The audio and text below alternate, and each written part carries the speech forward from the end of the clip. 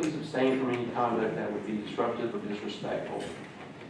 We ask our students, families, and those who have joined us this evening to celebrate special recognitions and or recommendations to remain until all acknowledgments and board comments have been made. After that, we'll take a short break to dismiss those participating in this portion of the meeting. I will say that this evening, because of the number of recognitions and recommendations, we're splitting it into two parts. So I believe we have our first part in here, and then we'll take a break and ask those who wish to leave to leave, and we're going to bring in another group after that. At this time, please silence your cell phones or other communication devices. And again, thank you for being here this evening. I'd like to call upon Grace Baptist Church Pastor Bill Hilly to lead us in our invocation. Welcome, Pastor Hilly. Thank you. Thank you all for another great school year. Appreciate all the efforts of all the folks in this room. You're a blessing to us in the community. Thank God for you. So let's pray. Father God, thank you for today, for your love and your goodness to us, and thank you for Columbia County school system. We're so grateful for the people that make this possible, and I pray you not bless each one. I pray especially for our board members and for our superintendent, for all our staff, for all of our administrators, for all those teachers and all those who work so diligently throughout the school year. And I know that they are relieved that the school year is almost over. It's been a great year, so we give you thanks and praise for that. And Father, I pray for our students. I ask that you just continue to minister mightily to their need, and I pray especially for our graduates. We know they're entering a new season of life, and so we ask your hand of direction and protection upon them, that you guide and direct them into the path that you'd have for them to go, and they would follow willfully all the days of their life. I ask now that you just oversee all that's said and done this evening, and for all that you do accomplish, we'll give you all praise and thanks, and I ask you in the name of my Lord and Savior, Jesus Christ. Amen. Amen. Thank you. Next, we are honored to have the 4-H presidents from Brookwood Elementary and Westmont Elementary Schools. If y'all please come forward so that I can introduce you.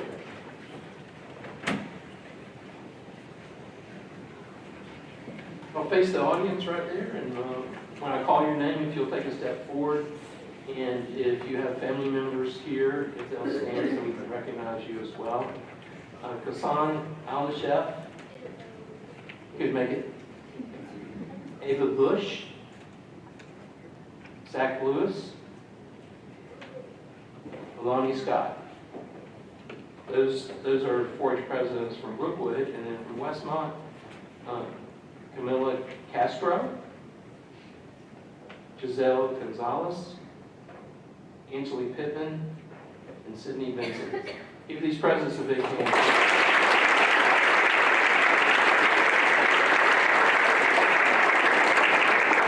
It's our 4-H presidents' turn to face the flag, if everyone will stand.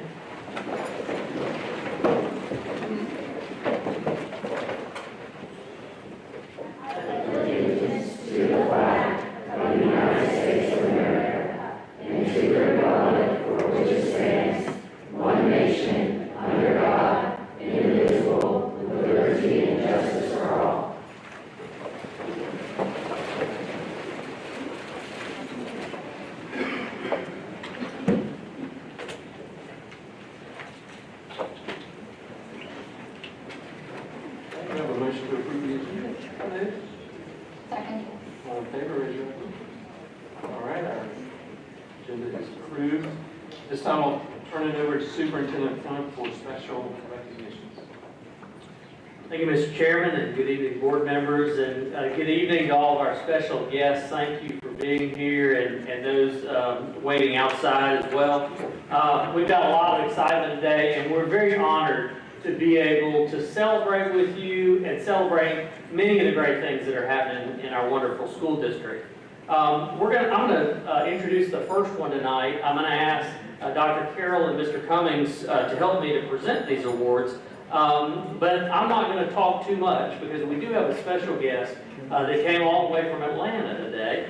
The Governor's Office of Student Achievement uses the College and Career Ready Performance Index that you all know very well to provide accountability for our schools and our school district. And we talk about that a good bit. But today we have the director from the Governor's Office of Student Achievement, Ms. Fran Dundor, with us. And I want to thank her for coming all this way, but I also want to thank you for the work that you do around accountability, data analysis. It does help us.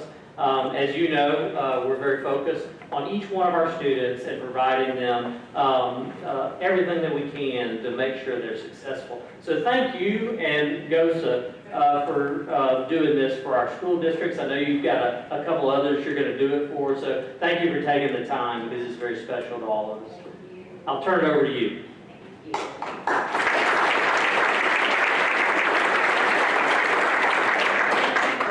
Me and for just allowing me the opportunity to be in a board meeting again. I have been a K-12 educator, principal, assistant superintendent. I told your superintendent earlier, I sat close enough to the heat to feel the flames, and I went to the governor's office, and I'm not sure what that says about either of those things. But I don't normally, in our role, we don't normally get to spend time in schools with students and parents and families and teachers and the folks who really are doing this work. And what I want to share with you today is we're about to hand out a lot of impressive awards.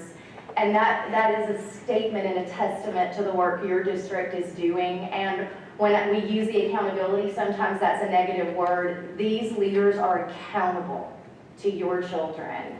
And that is demonstrated in what I'm about to share. And so before I call out recipients, I'd just like to show you, this is brand new for us. This is an inaugural, the award is not brand new.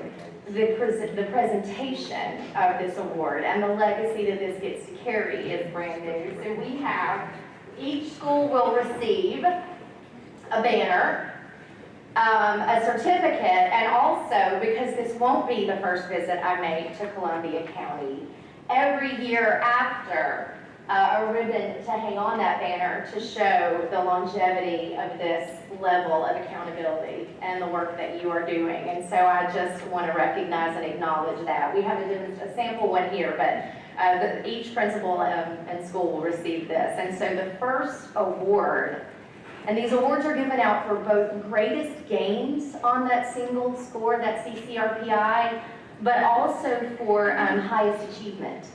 And the first award will go to Baker Place Elementary School. They are receiving a bronze award for greatest gain for Principal Sean Prouty. That's for you.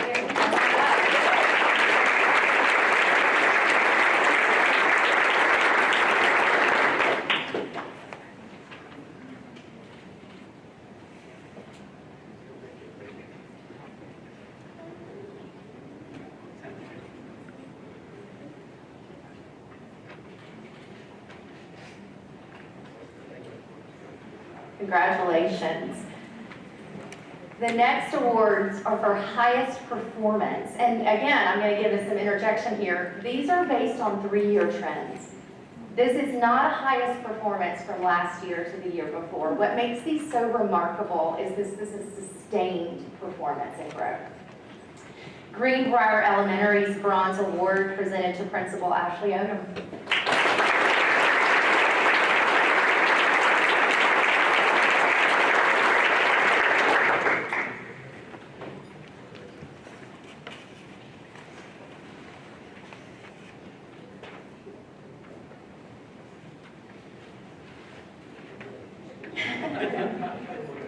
Photo op.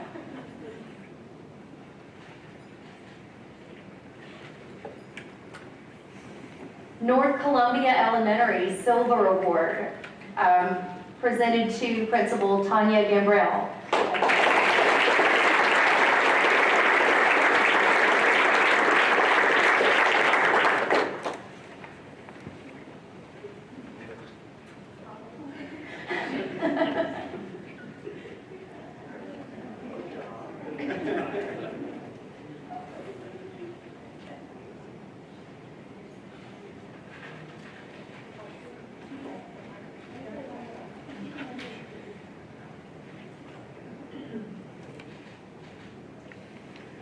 This pressure's like calling out graduation names.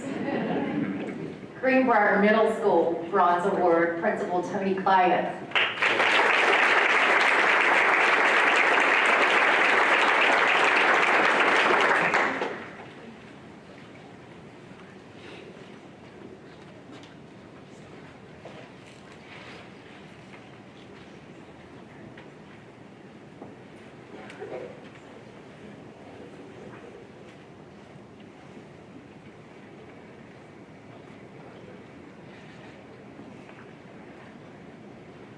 Riverside Elementary, Bronze Award, Principal Lynn Gardner.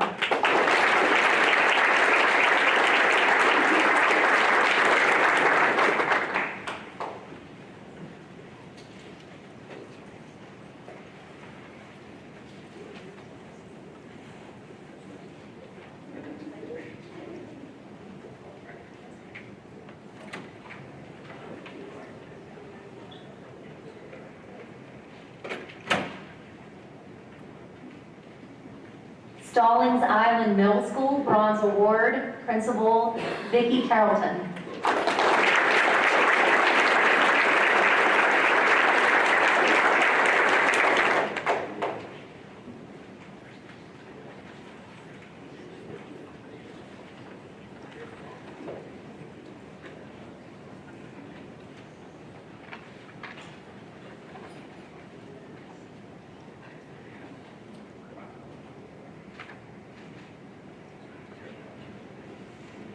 The next awards will be for schools who have achieved both highest performing and greatest gains across a 3-year window. Lewiston Elementary Silver Awards, Principal Sherry Allen.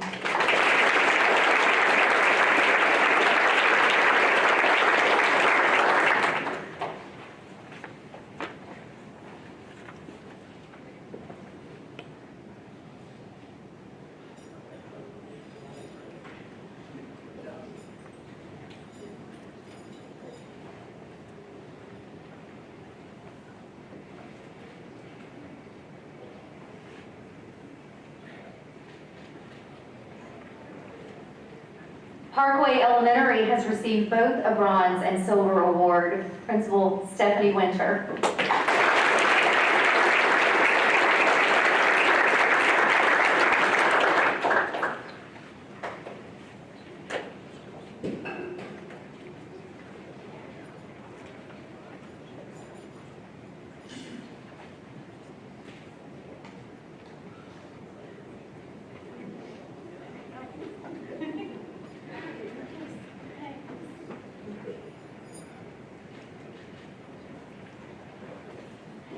River Ridge Elementary has received a silver and platinum award. Principal Michelle Miller.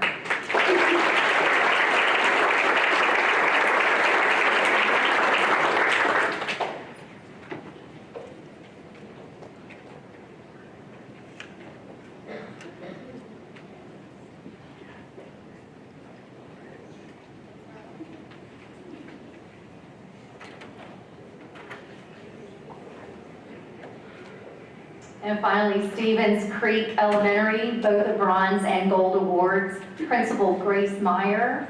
Principal Meyer is not able to attend, so accepting on her behalf is teacher Heather Powell.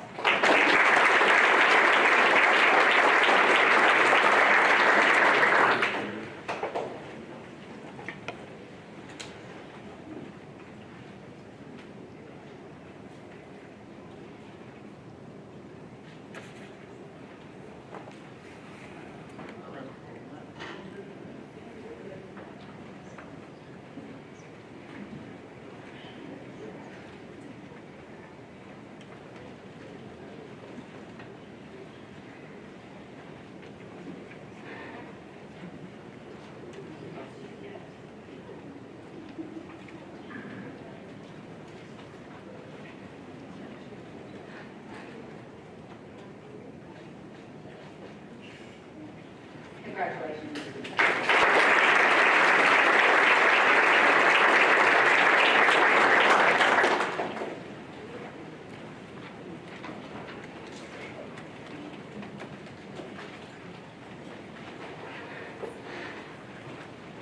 All right, let's give those guys another big round of applause.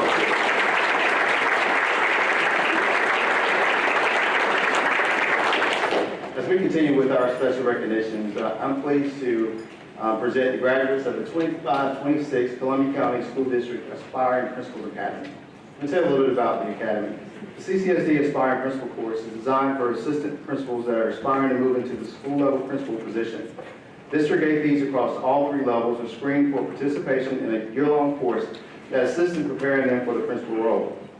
Selected participants take part in monthly classes where expert presentations are conducted by district and school leader personnel that focus on a variety of leadership topics. Roundtable discussions provide opportunities for participants to think critically, analyze, and apply the focused topic. Outside of class, application of knowledge and skills learned during the course provide real-life opportunities and collaborative conversations with their peers and assist them in thinking through critical aspects as they develop and hone their leadership skills. The course concludes with members presenting a culminating project of a specific school improvement plan to members of the executive cabinet members. Graduates, please come forward when your name is called. If you support those individuals, please stand as well.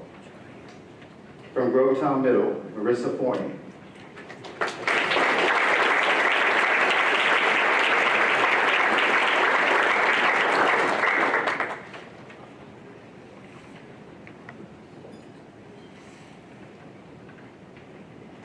From Evans High School, Tommy Hostner.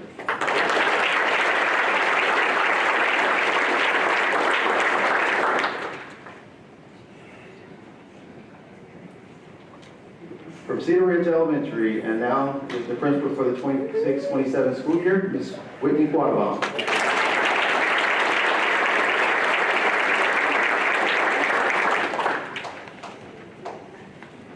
From Empty Creek Elementary, Kellen Smith.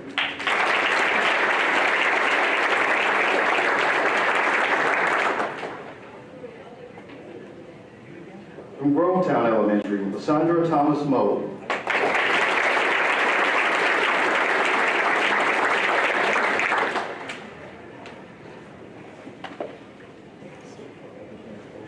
From Harlem High, Kimberly Wall.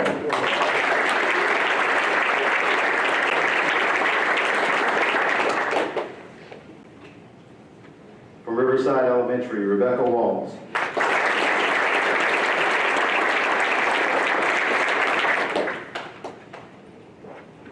From Grovetown High, Zachary Watson.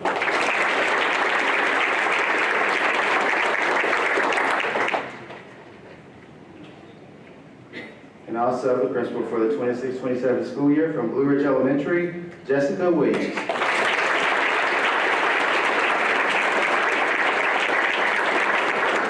Thanks to Ms. Gregg and myself, we helped lead this class, so thank you, Ms. Gregg, as well. Let's do the picture.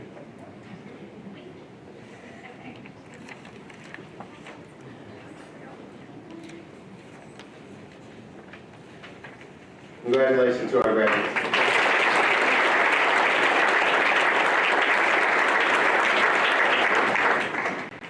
Our next group to present for special recognitions are winners of the Representative Rick Allen's 2026 Congressional Art Competition in Georgia's 12th District.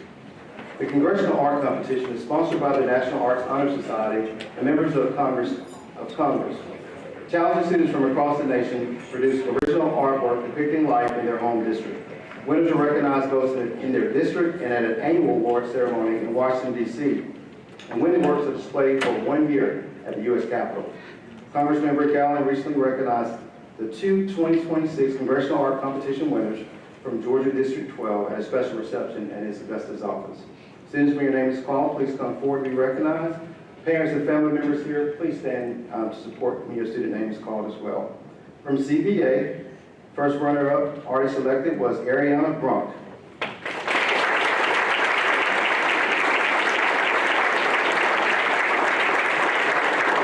I'd like to also recognize our art teacher, Ms. Tiffany Wesser, and Principal Brian Killers, if you guys are coming forward.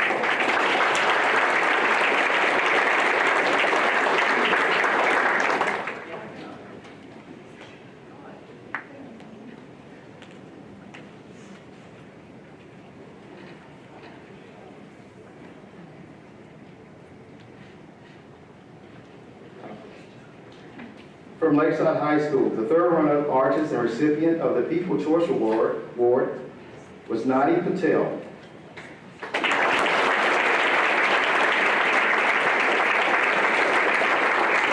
Our art teacher is Ms. Siobhan Kolosik and Principal Ms. King. You guys are coming forward as well.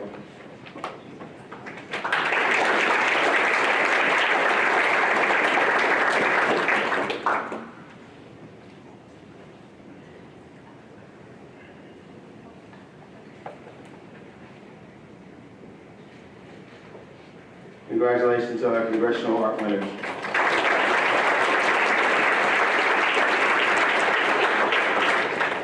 It's our pleasure to recognize the recipient of the 2026 Award of Excellence from the Georgia Department of Education. This student was selected by a panel of state judges for their outstanding achievement in academic and extracurricular achievements during their high school years. This year's Award of Excellence goes to Charles Dykes of Evans High School. Charles, please come up.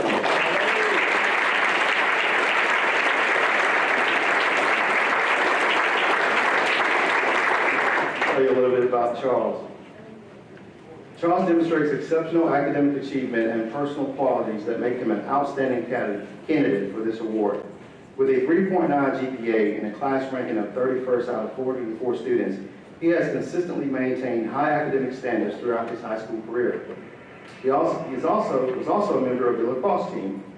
As Charles prepares for his future, he has expressed interest in pursuing a degree in sports management at Liberty University, a path that aligns with his demonstrated organization skills, interpersonal strength, and athletic experience and commitment to excellence.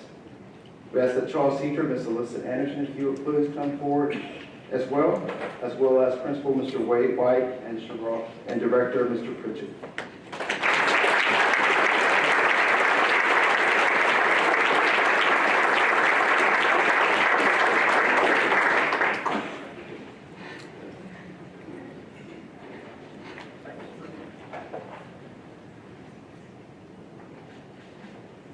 Congratulations, Charles, on the job well done.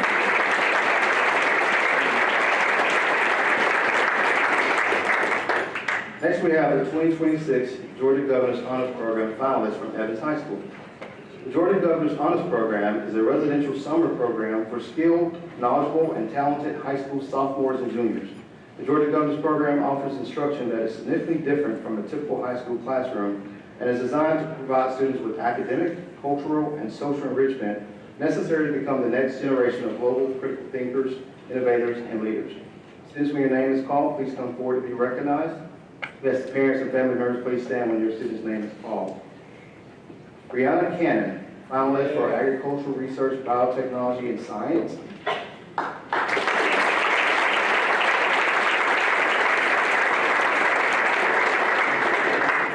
Bailey Peace, finalist for Dance.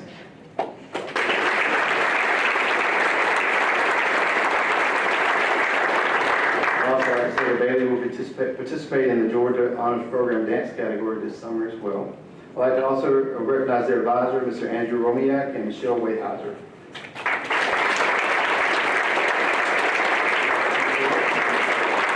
We ask them to join us as well.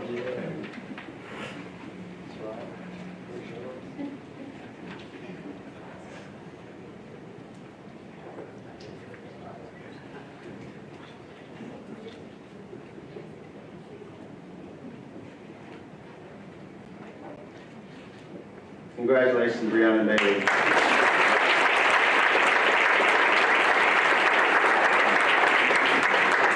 Our next recognition for this evening is the 2026 Georgia Junior Achievement 19 Under 19 Award recipient from the Columbia County Virtual Academy.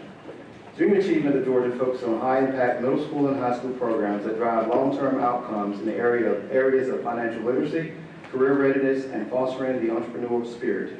Together with the business and education communities that can cultivate students with the mindsets, competencies, and confidence to flourish. Out of 110,000 students statewide, only 19 of them truly stood out. Iris Overton, will you please come forward?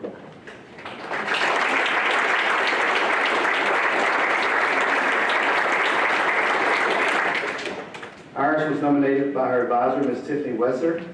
If you would come forward as well.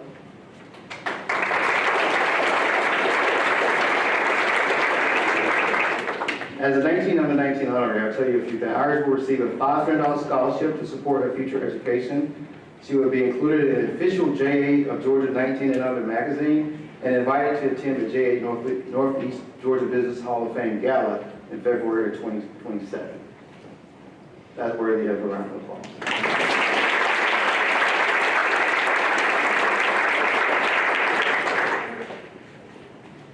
Congratulations. We're excited to recognize the Health Occupation Students of America competition winners this evening.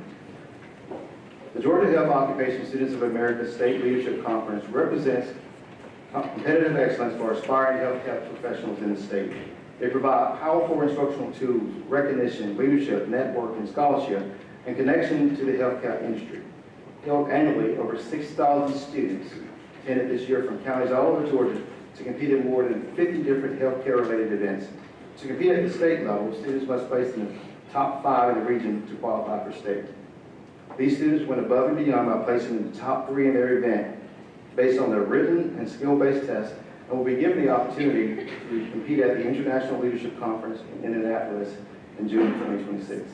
Student, please come forward when I call your name. From Greenbrier High School, first place, Charlotte Dye, respiratory therapy.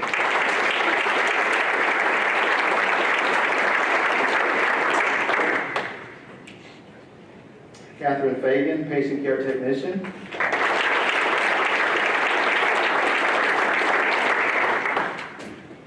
And Cecilia Monroe, physical therapy.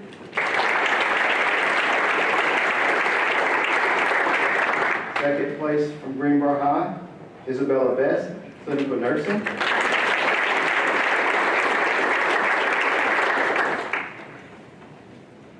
Madeline Linticum, community emergency response team.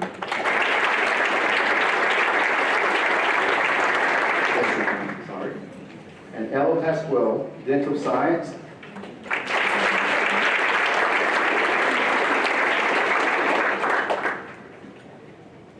Caroline Sitley, pharmacy science.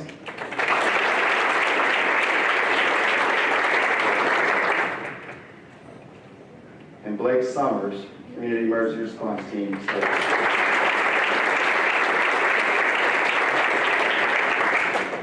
Third place, Greenbrier High School, Leah Barkert, respiratory therapy.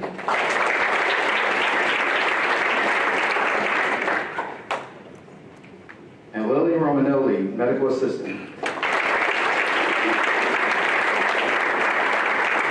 The riders were David Capel, Michelle Meadows, and Amy Runner.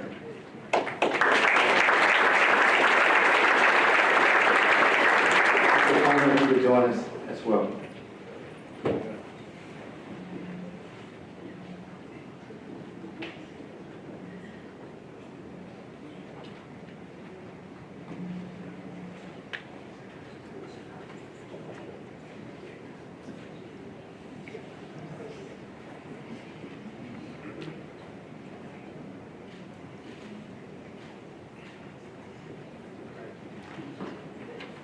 Let's give them a round of applause, please.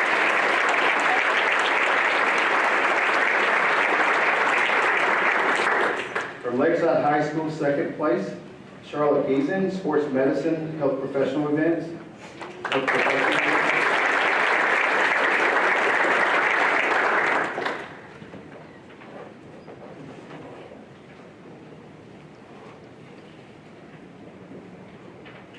Also in second place, Vanish Sarin, prepare speaking and leadership events.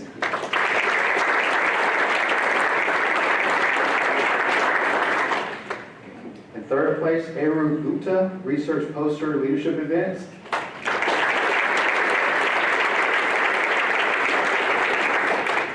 I'd like to ask for their advisor, Ms. Jessica Kirby and Leslie Vanderbilt, as well as Principal King to join us as well.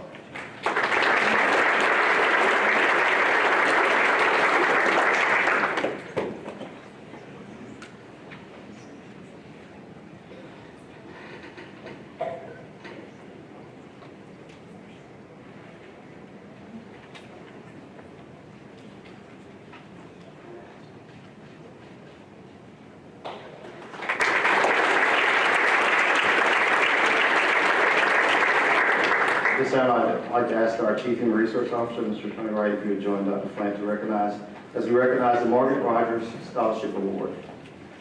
Dr. Thomas Rogers and Dr. Eloise Hancock created this award to honor the memory of their mother, Margaret Rogers.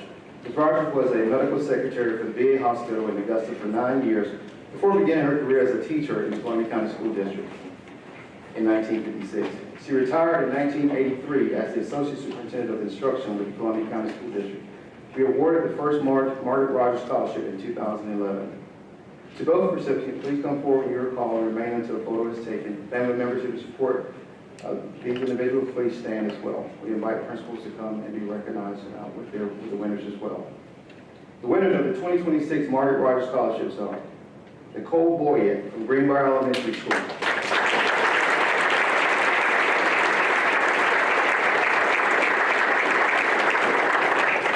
According to Ms. Boyd's principal, Ms. Ashley Odom, Ms. Boyd deserves the Margaret Rogers Scholarship due to her service to the profession now and her promise as a future educator. She works relentlessly day after day to make a positive impact in the life of each student and adult she interacts with. She currently serves as an interrelated prayer professional. She sees the child as well as their needs and operates from a strength-based perspective to provide support, scaffolding, and a quality small group or one-on-one experience. When I think about the CCSD mission, Ms. Boyd embodies it as a prayer professional. She seeks to engage each student by getting to know them and build success within their school day, both academically and interpersonally. In addition, she enriches the lives of the students and adults by carrying out each duty and lesson with a positive mindset and a can-do attitude. If there is a difficult task, she does not shy away from it. Instead, she leans into it and accomplishes whatever she needs to be done. Ms. Boyd is studying to be a certified elementary education teacher. She has remarkable promise based on her present experience, mindset, and commitment to the Columbia County Schools and our children.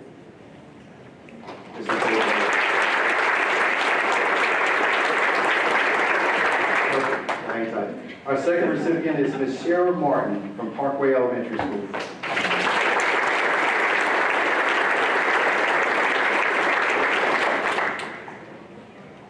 Her principal, Ms. Winter writes, Ms. Martin is a dedicated employee of the Columbia County School District who works daily with one of our most high-need and specialized student population.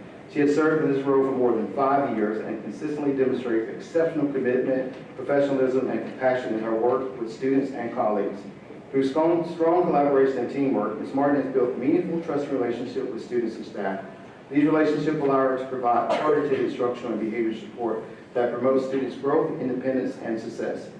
Her work reflects a deep understanding of individual students' needs and a steadfast commitment to ensuring all students are supported with dignity and care.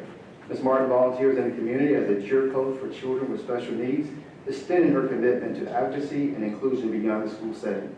Ms. Winter says she's confident that she would use this opportunity provided by the scholarship to further enhance her impact on students, family, and the community she serves.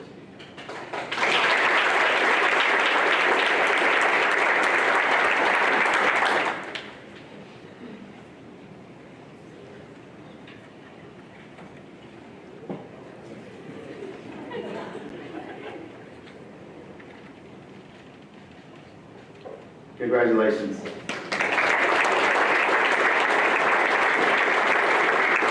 This time we'll start with Mr. Beagle for board comments. Thank you, Mr. Cummings. Round one of wonderful recognitions. And at this time, I'm going to ask our District 1 board member, Philip Kent, if he will return comments in response to these great recognitions. Yeah, first of all, I want to thank the pastors for coming and giving our invocation on those beautiful words. And so many things to celebrate, you know, when we come into these meetings, particularly at the end of the year. We put all the hard work in and we reflect back, you know, on what we've done, and to see so many kids in here achieving so many things. If you don't mind, if you're a parent in a room, if you don't mind just standing up, I want to give you congratulations and a hand, because without a good environment at home, it doesn't mean anything when these kids walk into the school building.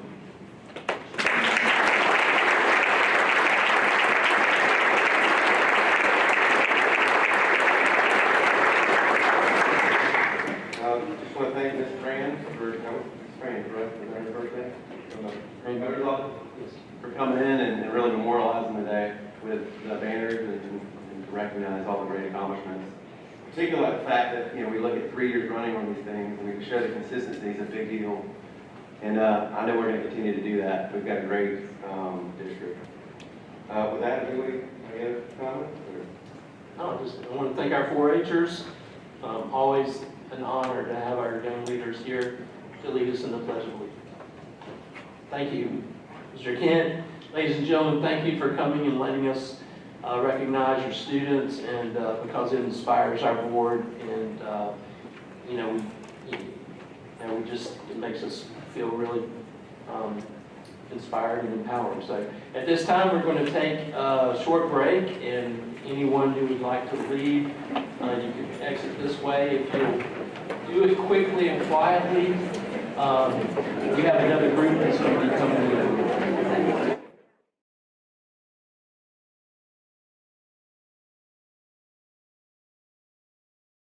The first portion of our recognitions, and we save the best for last, obviously.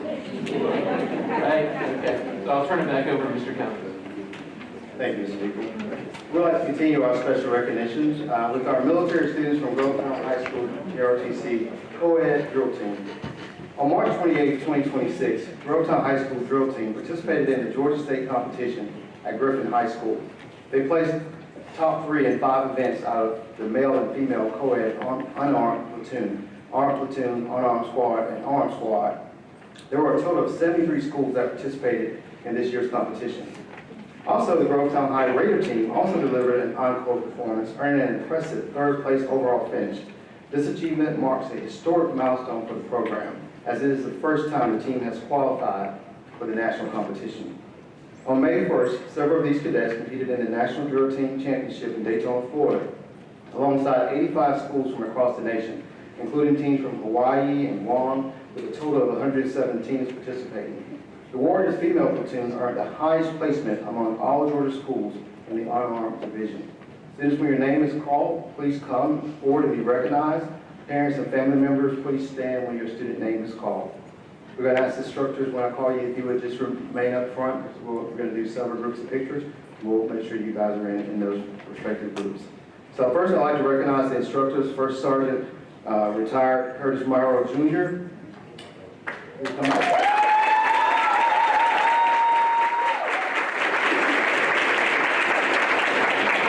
Also, I'd like to recognize Lieutenant Colonel Federico Martinez.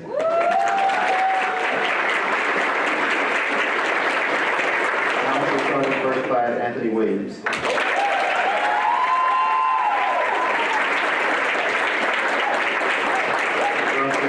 Mr. Young, if you would come forward as well.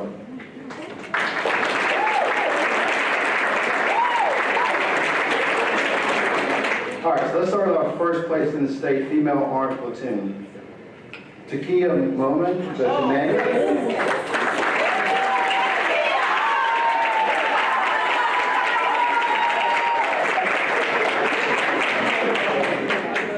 Those members are Ariana Bates.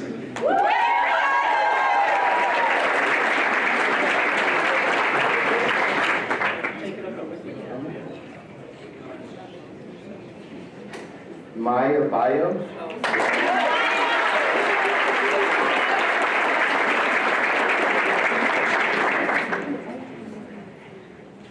Jay Gant.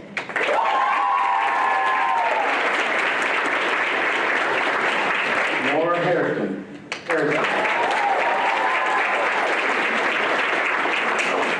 Kaya Hill.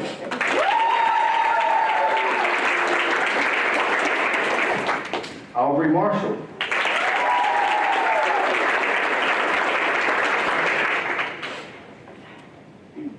Destiny Moore.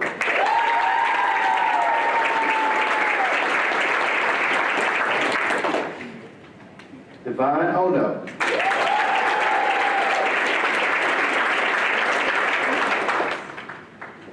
Jalen Rentz. Lauren Richardson.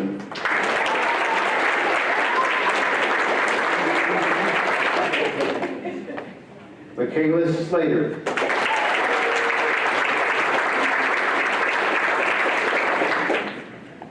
Skylar Walker.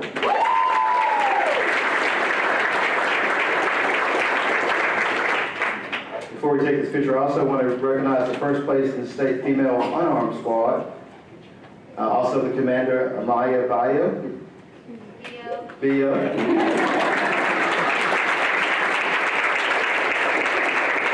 All right, it's Bio. Jay Gant.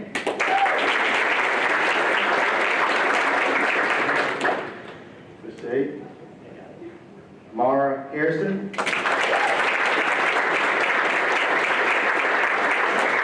Kia Moman.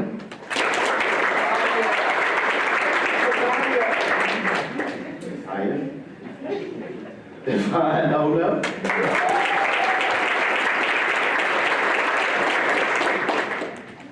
Jalen Rentz.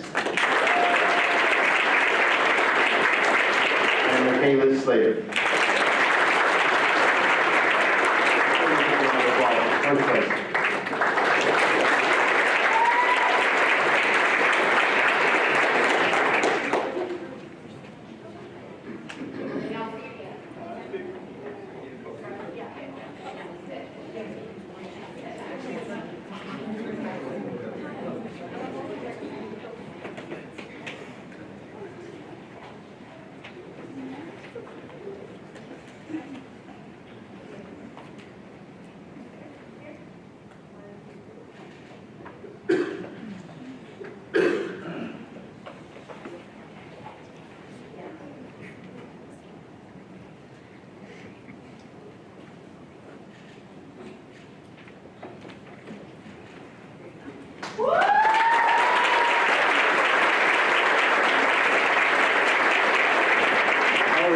Second place in the state female arms squad. We'll ask the commander to come back to Kaya Moman.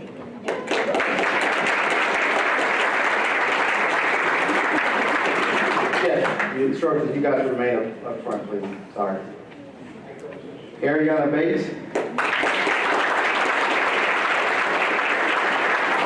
Maya Bayo. Dave Gant.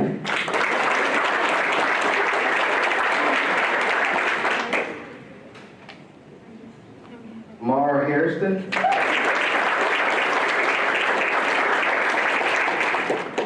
Jalen Rentz. And Kayla Slater. Guys remain up front. Second place in the male co-ed unarmed platoon, Wyatt Reed, Commander.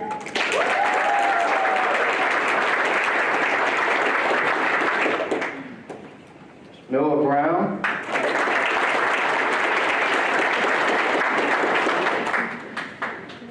Trinity Culbertson.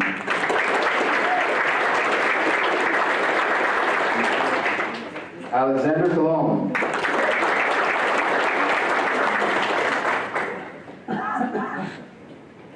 Mackenzie Gates.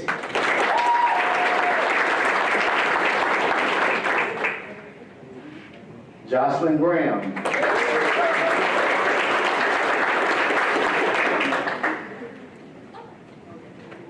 Isaac Harrison. Brianna Lester.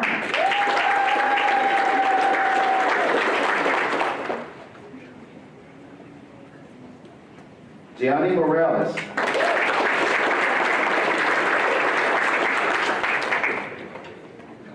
Ryan Miller.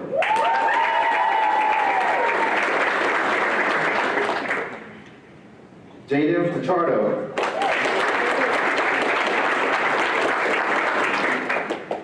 Logan Smith.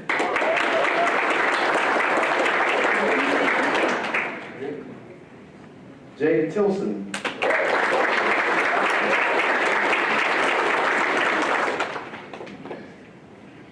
Corey Towns.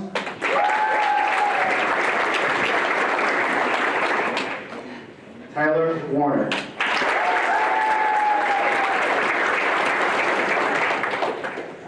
I think the second place male arm squad, the second group, I think you guys, most of you guys are up here. So Tyler Warner, Commander. Where's Tyler?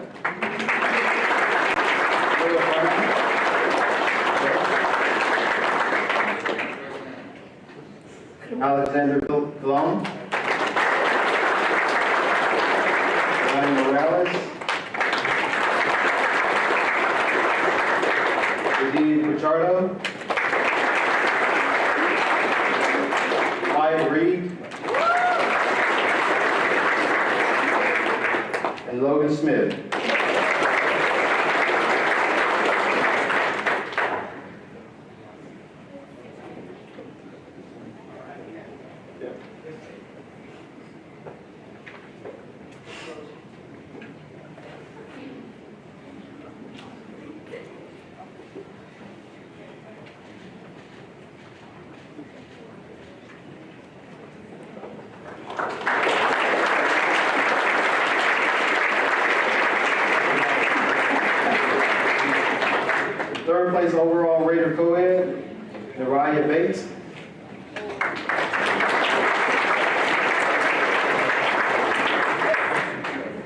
Eliana Belt.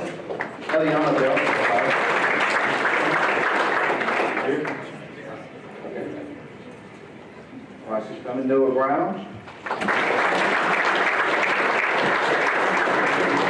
Alexander DeLong. Pablo Colon. Kimberly Danner.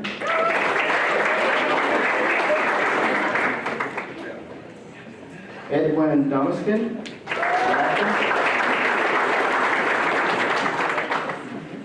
Chloe Lombardo.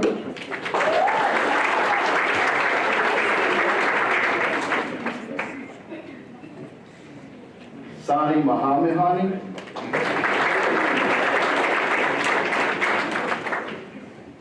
Logan Smith.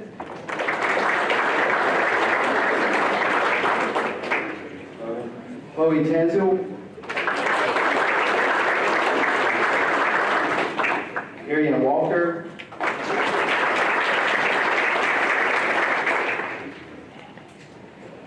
Kiera Ward.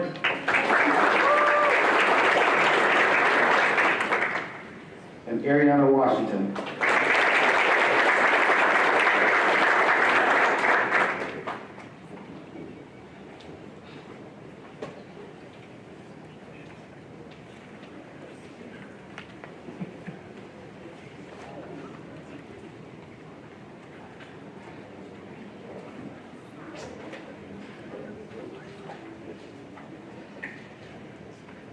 All right, now last group for Grovetown. One last time, these are our national drill team winners. 5th place in the National Duo Arm Exhibition, Noah Brown, captain.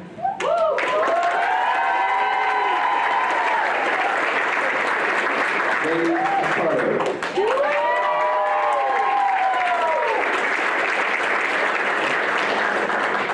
7th place National Unarmed Platoon Regulations female team.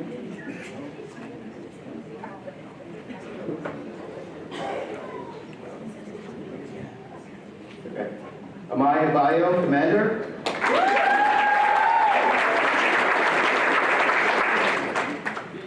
Vito.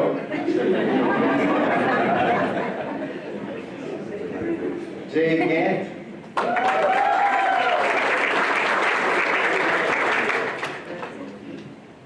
Jocelyn Graham.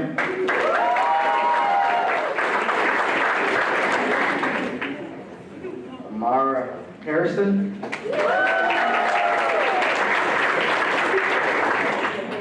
Kaya Keel.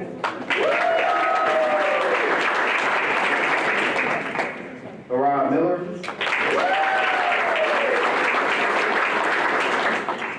Kaya Moman.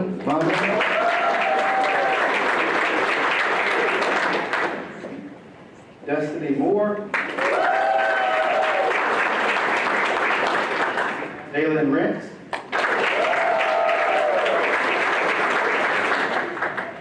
Lauren Richardson. Michaela Slater. Skylar Walker.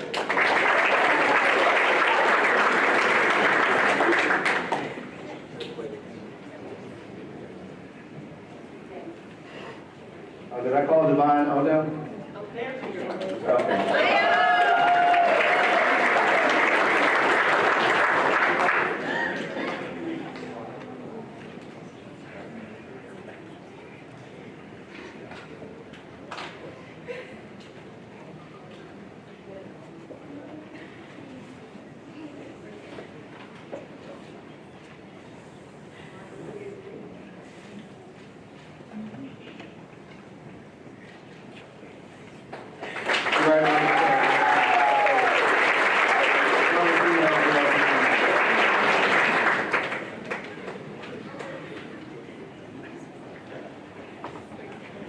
Thank you, Maya Beaton.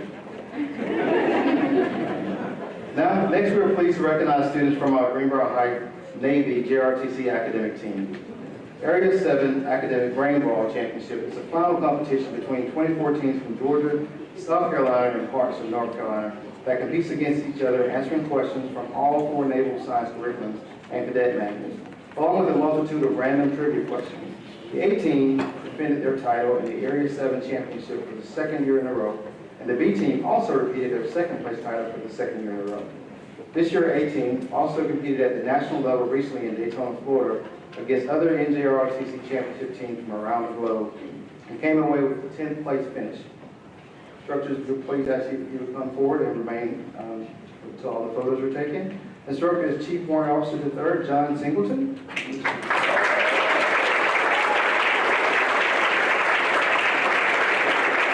Also, we ask Principal Mr. Ford if you would come forward as well.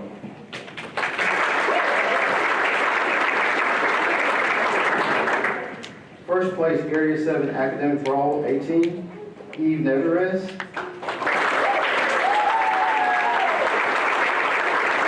Joseph Liskus.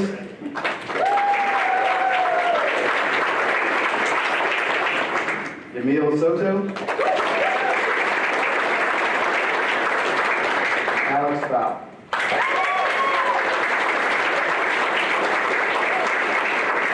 Second place, Academic Brawl, Brain Brawl B team, Tristan Bender. Owen Lambert. Tierra Parker. Lauren Riviera. And Justina Garasiva.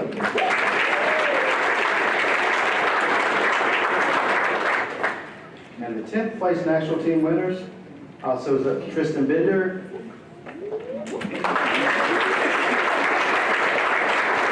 Lee Neverez, Joseph Fuscus, Emil Soto, Alex Dow.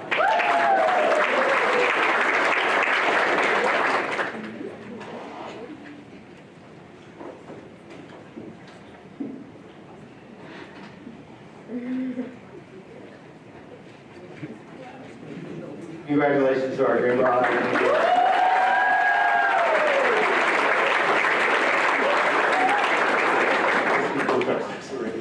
Thank you, Mr. Cummings.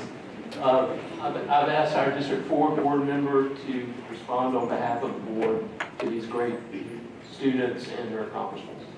Thank you, Chairman. Show of hands, how many of y'all plan to join the military after leaving high school? Okay.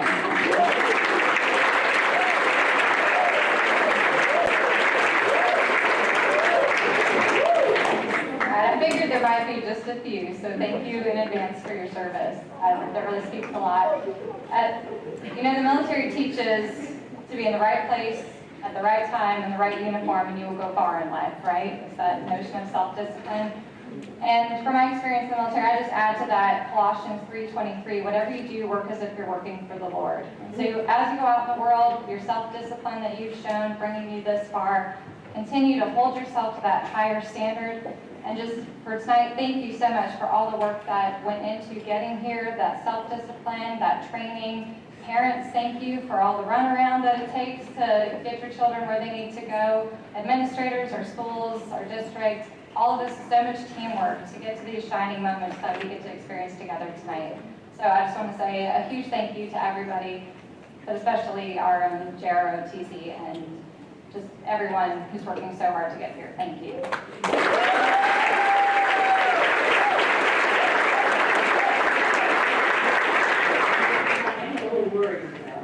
They don't seem to have enough spirit. That by next year, that would be awesome. And Mr. Kent did this in the first portion of our meeting. I'd like for all the parents to stand up. You deserve a round of applause.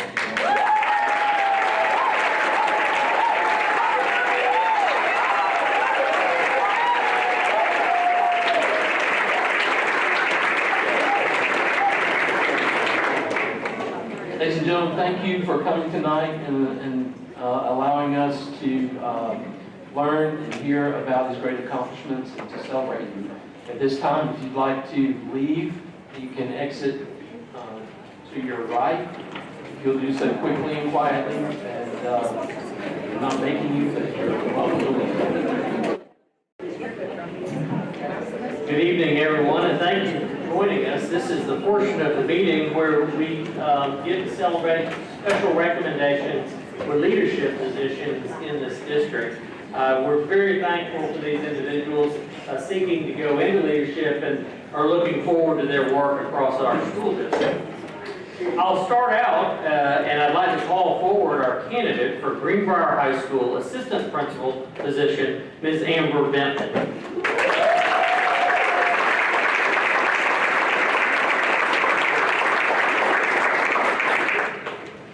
Come on up here and face everybody, and I get to say a few things about you. So, Ms. Bentley holds a Bachelor of Science in English Literature with an emphasis in secondary education and a Master of Education in Instruction, both from Augusta State University. Ms. Bentley began her teaching career at Lincoln County High School in 2007 as an English Language Arts teacher, where she taught 9th, 11th, and 12th grade ELA. She was a recipient of the Star Teacher Award in 2008.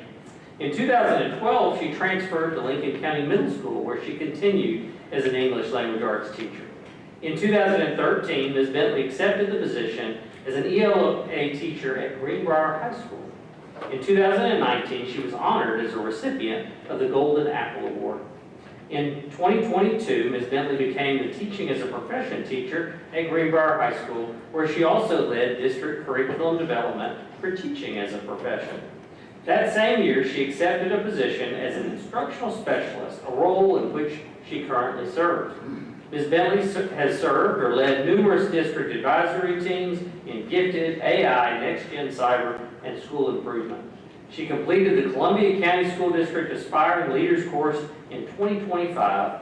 And at this point, I'd like to call the people joining her this evening, if you could stand so we could honor y'all, her husband John, and her children Annabelle and Eli. Welcome.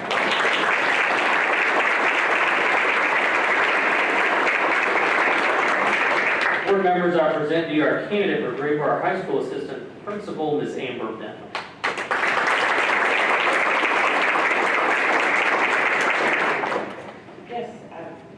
Move that we accept the superintendent's recommendation and hire Ms. Bentley as the assistant principal at Greenbrier High School. All right. I'm not sure she knows what she's getting into. Second? Second. Okay, all in favor, raise your hand. All right, congratulations, Ms. Bentley.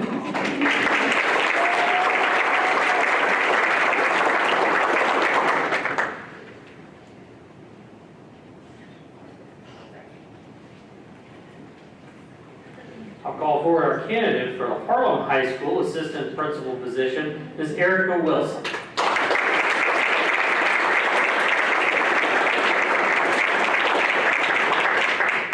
Ms. Wilson holds a Bachelor of Science in Elementary Education from Augusta University, a Master of Education in Divergent Learning from Columbia College, and an Educational Specialist in Curriculum from Augusta University.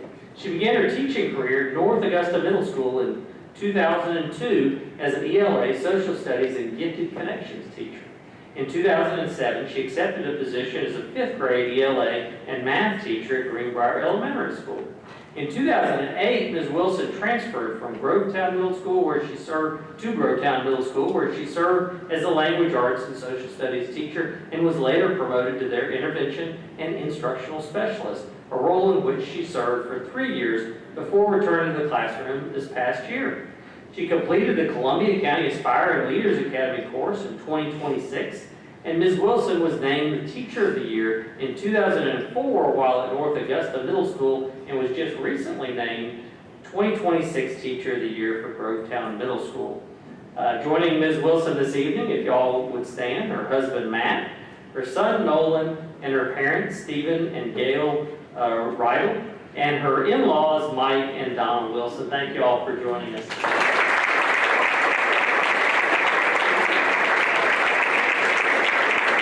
Board members, I present to you our candidate for Harlem High School Assistant Principal, Ms. Erica Wilson.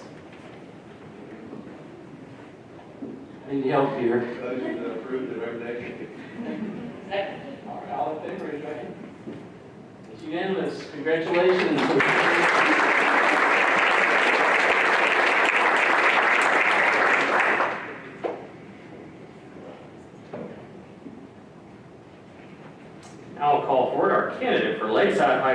Assistant Principal, Mr. Scott McClintock.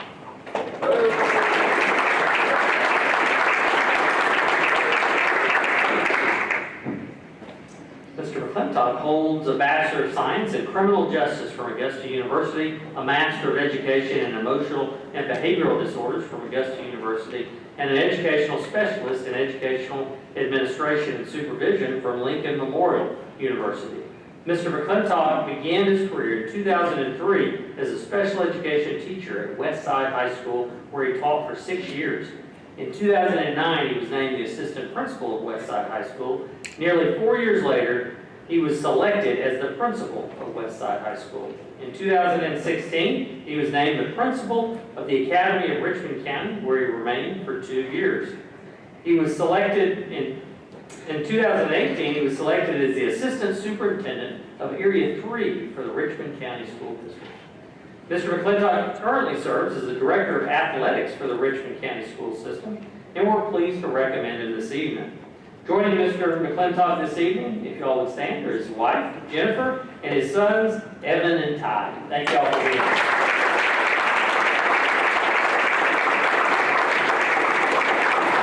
Board members, I present to you our candidate for Lakeside High School Assistant Principal, Mr. Scott McClintock. I move that we accept the superintendent's recommendation of Mr. McClintock. Second. Okay. All in favor? It's unanimous. Congratulations. Welcome to Columbia County.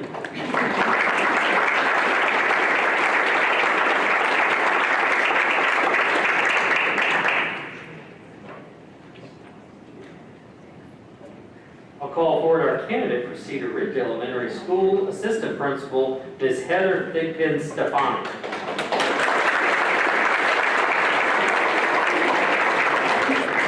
Stefani holds a Bachelor of Science in Early Childhood Education, a Master of Education in Curriculum and Instruction, and an Educational Specialist in Curriculum and Instruction, all from Augusta State University.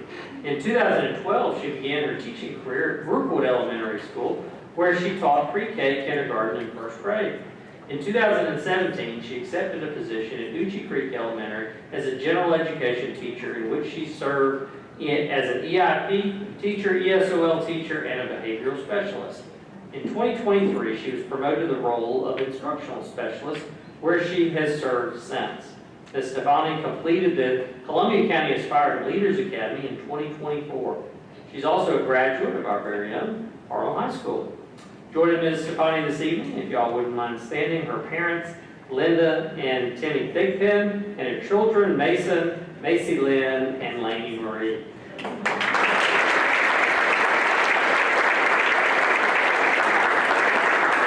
So y'all are proud. Board members, I present to you our candidate for Cedar Ridge Elementary School Assistant Principal, Ms. Heather Thigpen-Stefani. I'll entertain a motion. So moved. Second. All in favor of the recommendation, raise your hand. Congratulations, it's unanimous.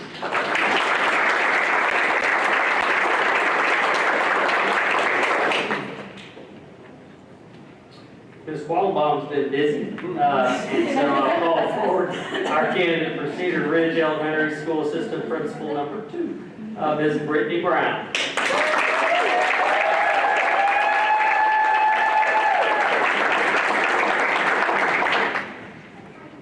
Ms. Brown holds a Bachelor of Science in Early Childhood Education from Georgia College and State University, a Master of Education in Curriculum and Instruction from Augusta State University. Ms. Brown began her teaching career at Washington Wilkes Primary School in 2008 as a first grade teacher. In 2009, she accepted a position at Mildred E. Freeman Elementary School, where she taught first, third, and fifth grades. In 2015, she was honored as the school's Teacher of the Year. In 2019, Ms. Brown became the Multi-Tiered System of Supports, or MTSS, Coordinator and Behavior Interventionist for the Warren County School System. In 2024, Ms. Brown accepted the position as the Behavior Specialist at Cedar Ridge Elementary, and after 1 year was selected as their Instructional Specialist, in which she currently serves. She completed the Columbia County Aspiring Leaders Academy in 2025, and joining Ms. Brown this evening, if y'all could stand, are her husband Mark, her parents John and Meg Berg, her aunt and uncle Heather and Demetris, and her in-laws, Carl and Pam Brown. Thank y'all for being here.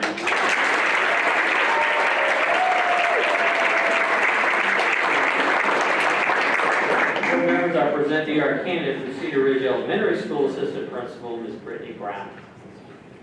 So moved. All right, we have a motion and a second to accept the recommendation of the superintendent. All in favor, raise your right hand. It's unanimous. Congratulations. Welcome to the team.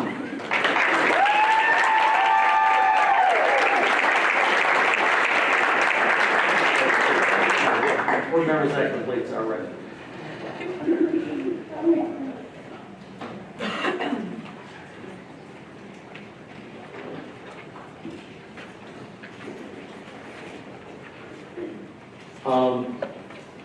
I will, if there are any family members or folks that would like to leave at this time, you're welcome to do so. Thank you. We'll move on to the consent items. At this time, we'll recommend approval as presented. All in favor of approval of consent items 7A through F, please raise your right hand. Any opposed? Seeing none, the consent items are approved unanimously. The next item is the 2027, FY 2027 budget presentation, and at the end we will have public input. This is separate from the public input from the regular meeting, but the budget presentation is the same that we've provided before. Nothing's changed. And so this will be the third time we've presented this, and look forward to any public input we have. I'll turn it over this time to Mr. Casado, and I'll come back up to do a portion of it. Good evening, Mr. Chairman, board members. All right, so yes, as Dr. Flint said, this is not any different from what we've done the last two times. So I'm going to go through it just the same, and feel free if you have any questions to let me know. Okay, so we like to start with the budget process, just a general overview to remind everybody kind of how this works and the level at which we're requesting you to approve the budget.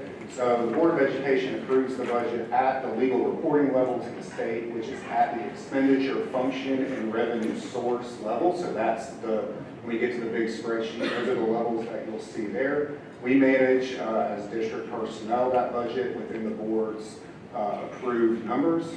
And my office conducts reviews of that budget really every month as we're putting financial statements together, and brings any amendments or adjustments to you as we see fit. So any anticipated or actual expenditures that exceed is what we take care of through the budget process, and then we adjust the actual budget that we work from accordingly.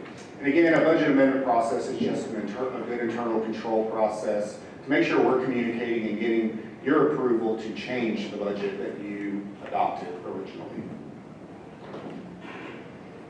And then all that's wrapped up in financial reports via fund and function that you receive each month and approve each month, along with details of the building program, each East-West cycle, and major project. Those are broken down line by line as well for you to review and ask questions about. And again, all within the approved function level and the bids and contracts that we bring to you throughout the year. So as we get into the proposed budget, this is the initial snapshot of it with your funds across the top, your revenue sources in the top left, and then your expenditure functions below that along the left-hand side as well.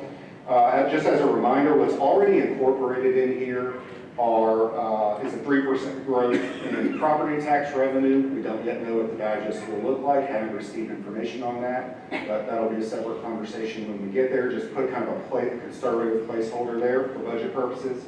The QBE estimate, that's not finalized yet with the state, but have a pretty good number there, I believe, as well. And then on the expenditure side, increased costs for inflation, changes in allotment sheet based on student population growth or movement, and the weighted staffing model, as well as any known increases from the state, whether that be state health, TRS, a step increase as well, and we'll go through those in a few slides.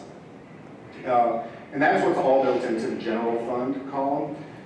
The other columns are lesser funds, if you will. We don't talk about them quite as much, but the second one being your special revenue and school nutrition, so that's all your federal programs. Your building fund, it's eSPLOS driven, as you know, building program, debt service fund, and the workers' compensation fund are there as well. We like to also show every year a breakdown of revenue. So the left-hand side is just the general fund only.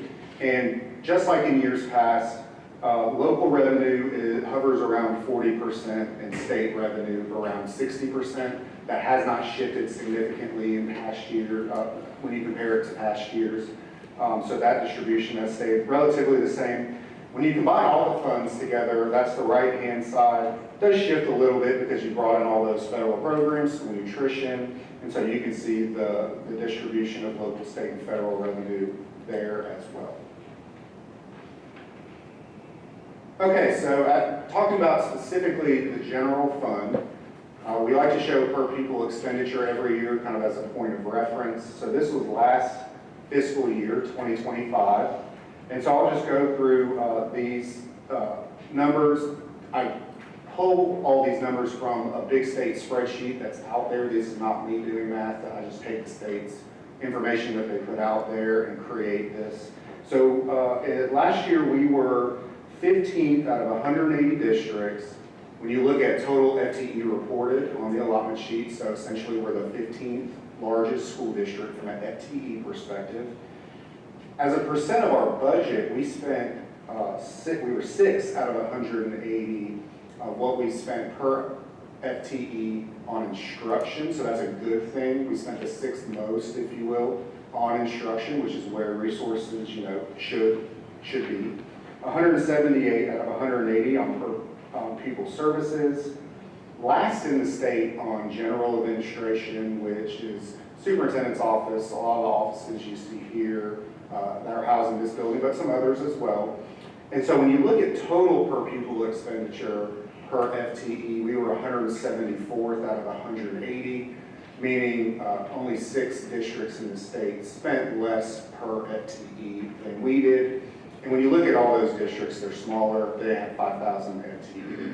So per pupil expenditure last year of $12,155. This is a snapshot of the general fund expenditure breakdown. Again, as in years past, about 90% of everything in that general fund budget is salaries and benefits. We're a people-driven organization, and so that certainly is reflected in our budget. And then the remainder is for all the things you need to operate a school district, from electricity, gasoline, supplies, whatever those things may be. So all that's in there. I like to show this slide every year as well, and it just shows the change of employer matching benefits, many of which we don't have any control over. These continue to be an impact to the budget each year, although maybe not as impactful as we've seen in years past. So FICA and Medicare remain the same. Teacher retirement increased slightly to 22.32%, so a little less than a 2% change there. And then health insurance for both certified and non-certified employees increased to $23,220 a year, which is a 2.65% change from where we were or are this year. Life insurance remains the same. We provide life insurance for all of our employees at no cost to them, as well as the supplemental retirement match of up to 3%. When we look at the costs of those major kind of state-driven increases, you can see the gross cost there to the school district. A step increase is now at about $4.2 million. State health, that changed, $2.8 million. And teachers' retirement system, $1.5. So even though it's a small percentage, we're talking millions of dollars even at that level that we have to budget for. Okay, I like to show inflation every year as well. This is the March 2026 CPI from the Bureau of Labor Statistics. So it's the 12-month% change from March of 26 and March of 2025. And you can see that distribution there, obviously energy being the biggest growth area. We like to use the all items when we talk inflation, and that's that red bar all the way to the left. At the end of March, that was 3.3%. And we've reflected that in the following table for conversations around cost of living adjustments. We go back to 2020, added the U.S. inflation over the course of from then to now, and then the cost of living adjustments that we've given, and you come up with a 10.4% difference, if you will, or 10.4% under inflation that we've been able to provide as permanent cost of living adjustments to employees. All right, we're going to go through the general fund improvements. I'll call it out.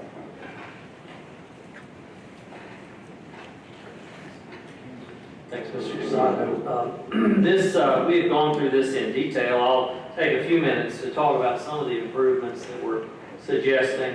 Obviously, the largest one you can see there that we have talked about, and with our largest expense over all of the general fund going to our employees, we'd like to add a 3% cost of living adjustment to all scales across the board. A couple of things to keep in mind, we keep an eye on multiple years, somewhere between 5 and 10 years on Alex's projections. We also have a scale for all of our employees. There are different ones depending on your position, and they have a step increase every year. So as you saw earlier, there was a step increase added on some of the values that Mr. Casado was talking about. And the majority of our employees are still on that scale and continue to move. So if we average that out and we add a 3%, the majority of our employees will be getting somewhere right around a 6% raise with that step. The other three items on there I'd like to mention again, as you know, just because the board was so gracious in making some adjustments earlier this year, our special education department needs. These are in addition to all of those. Those happened in February. We added additional planning time. We added stipends for certain positions. And then we have funded our reorganization in that area, sending many people directly back into the schools from the district office. And so we believe that's going to really support our students and our schools in a number of ways. Another highlight is the finalization of the increase in custodians. By adding 13 custodians, this will bring us back to pre-pandemic levels, and we believe this will be able to sustain us as we move forward. If you have any other questions on those other items, I'd be happy to discuss them, but if not, I'll turn it back over to Mr. Casado to finish the presentation.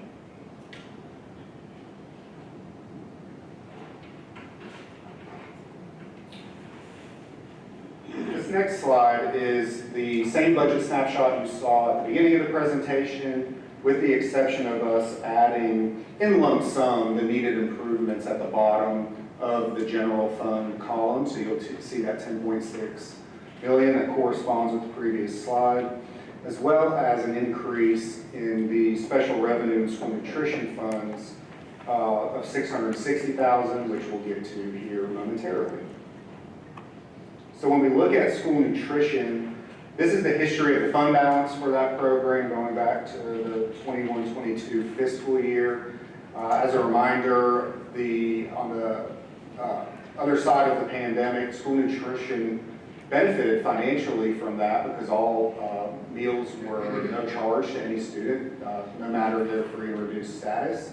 And so that allowed us to build up a pretty healthy fund balance in that program of around $10.5 million before all that funding ceased to exist. We used that fund balance that was built up to reinvest into the program. We kept meal prices the same at the time, kept looking at how we can better the equipment in our kitchens, spent millions of dollars on doing that, and I've carried that through and feel like our kitchens are in a great place because of that. I estimate at the end of this year that the fund balance will be around $6.3 million. We really want to keep that at a operating level of 2 to 3 months of expenditures. And so if we continue the way that we are, we will dip below that in some fiscal year in the future. And so we want to here recommend a few things to help with that situation there. The next slide kind of carries the fund balance with the budget as it stands through next fiscal year at an ending of fund balance of $5.1 million, which is still in the 2 to 3 month range, more like 3 really when you look at it. So a good place to be, but again, we've got to do more to help that. And so the only improvement we're bringing for school nutrition is not expenditures at all. It's meal prices. And before we get into that, I want to show you the paid lunch equity calculation. This is the state's tool that they get from the federal government to kind of recommend to school districts what their paid lunch price should be at the register, dependent upon CPI, inflation, things like that, and you can see that formula there. This one here is for this year that we're in right now. They recommended $4.25. We're not at $4.25. We're at $3.50. And so if you were to carry this forward one more fiscal year into next fiscal year, that price would be even greater, of course. However, we're not recommending going even to $4.25 for next year. We are recommending what's highlighted in blue for each of the different levels, and where we are currently is at the top for each of those sections. So paid lunches is at $3.50 currently, recommending $4, so on and so forth as you move down the table.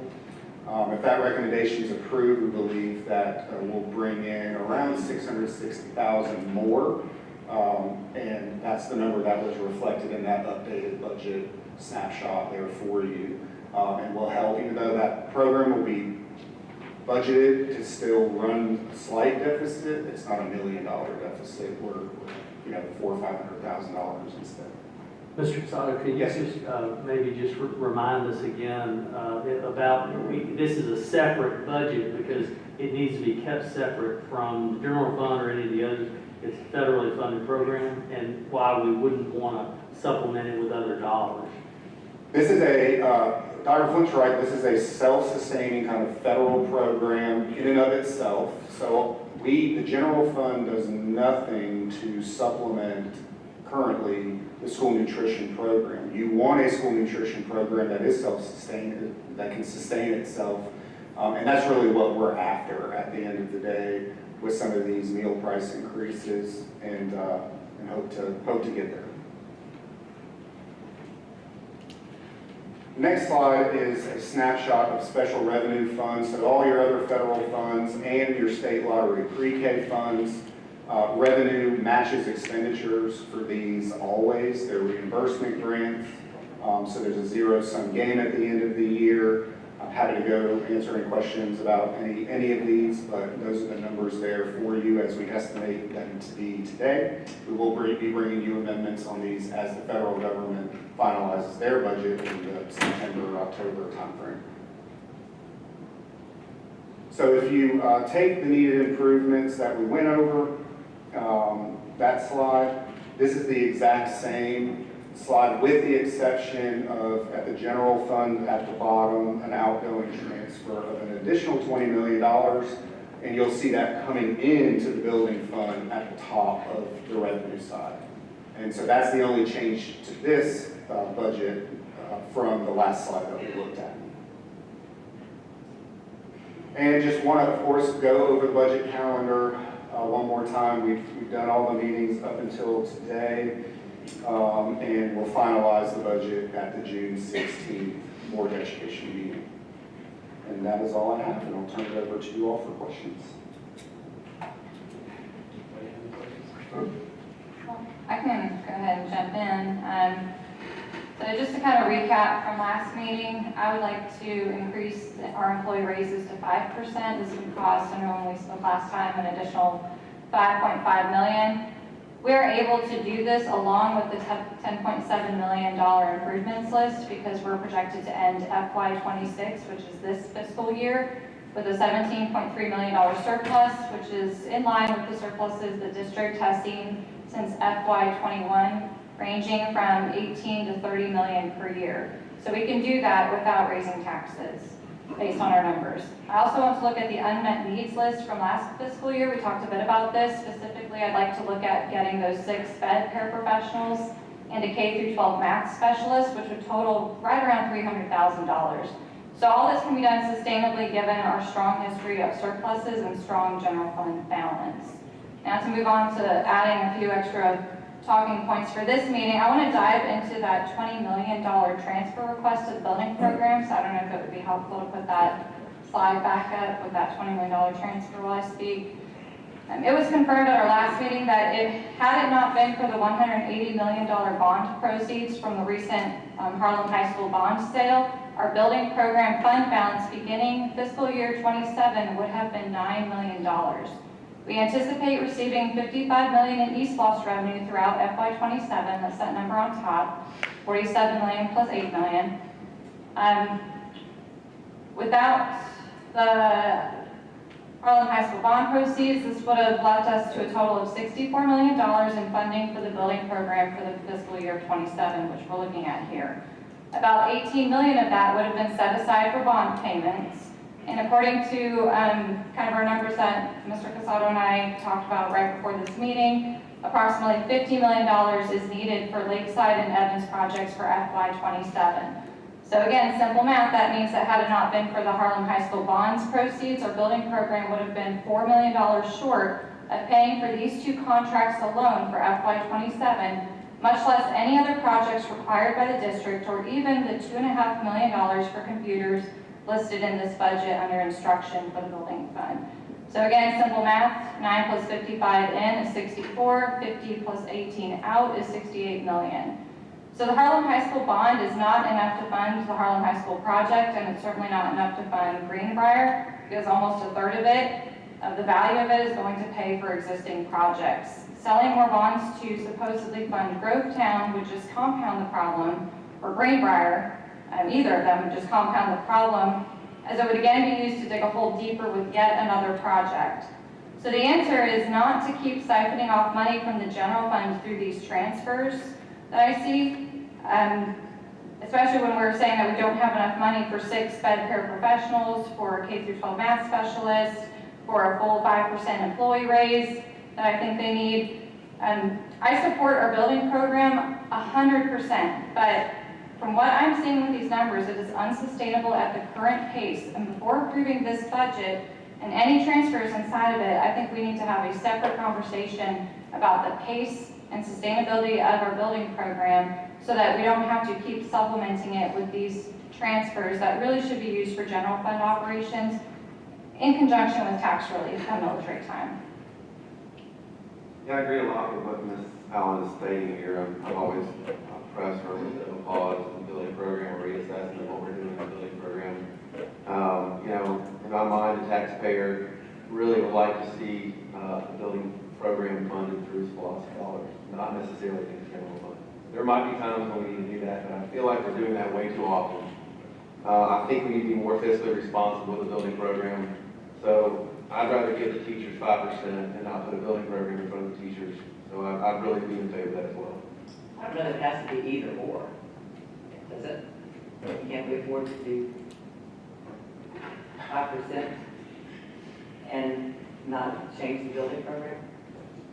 And I'll let Mr. Casado kind of get into some of the specifics, but, the board has to approve this, so y'all can make adjustments. But we built a very fiscally sound budget. We believe this will carry us into next year very strongly with a current 20 to 21% reserve. It is drawing down on that reserve because we had it was growing a little bit faster. Now remember, the reason we're able to do the raises is because we're also taking, Ms. Allen, what you talked about with that savings from the year before. So when we see a mid-year savings, we're able to put that into the raises for the next year. If you were to jump ahead and do that because we anticipated doing it, you would end up spending something that would obviously come out of any raises for next year, but it's not something we know we will get. Now, even though we've historically done that, we may not. And there's a lot of factors that go into that, and there's a whole lot more than we probably want to go into today, but just one of them is a good example, is the equalization dollars. So it's a large amount that could swing either way, and we've seen it swing. Luckily, we've been able to keep that number at around the 20 million mark. But a lot of school districts see that dip, or even maybe in half, or even completely go away. So, I would say that Mr. Casado has built a very fiscally sound budget. We're already reducing the reserves, and so our concern would be any more reduction of that would limit us greatly next year, but also wouldn't put us in a place like we've been for the last 5 years to be very financially secure. That's what we ask Mr. Casado, auditors, and everybody else to do for us. We all agree there's a lot of things that we'd like to do for this school district, including raises. But at the same time, we need to be very careful because that's an ongoing expense that will never leave. And Dr. Flynn, I just want to jump in. I want to clarify that those employee raises are not coming from our fund balance, and they're not decreasing our fund balance, because we run consistent multi-million-dollar surpluses, even with the amount of raises we've given. So for example, FY21 was an $18.7 million excess revenue over expense. 22 was $22.5 million additional revenue over expense. FY23, $25.6 million surplus. FY24, $30 million surplus. FY25, $30.8 million surplus. So I would not say it's accurate to say that we have to dip into our general fund balance to fund these employee raises. These are in the budget with still surpluses. Now, we could go into detail into where these surpluses are coming from and why they're there, and we did do that last year. I won't dive in this year. But I do think it's fair to say that we consistently finish with surpluses. And now what we do with those surpluses, traditionally, either we transfer those to the building program. Some of our transfers, FY22 was $26 million, FY23, $10 million, FY25, I think came in at $23 million according to the audit. Sometimes we add them to the fund balance, in which case the general fund balance, is very high that year and it increases. So I don't think that the answer is to say, well, if we give the full raise, that's coming from our general fund balance and we won't be able to sustain that next year, because all my numbers are showing that we certainly could sustain it. And even when we had this discussion last year, when I was trying to get that $3 million for an additional teacher side of these paras, that I keep hearing we need paras, we need sped supports. We're still coming in at over a $17 million surplus, even from last year when we thought we couldn't come up with even $3 million for these employee raises and sped paraprofessionals. So I think sure, just to sum up, I think we need to go back to the drawing board and have a budget that prioritizes our employees versus transfers to the building program in conjunction with the discussion about the pace of the building program. So just a couple of things, and this is a good discussion to have. The parapros is a good point. However, we know that we need to work on training and different levels of employees. In the budget, actually in February, we approved 5, and in this budget, we're approving 3 more behavior support enhancements for RBTs. Those are highly trained paraprofessionals. So we're actually adding 8 in the budget since February, but we're doing it in a way where we're getting higher trained professionals that can assist with some of our most important needs.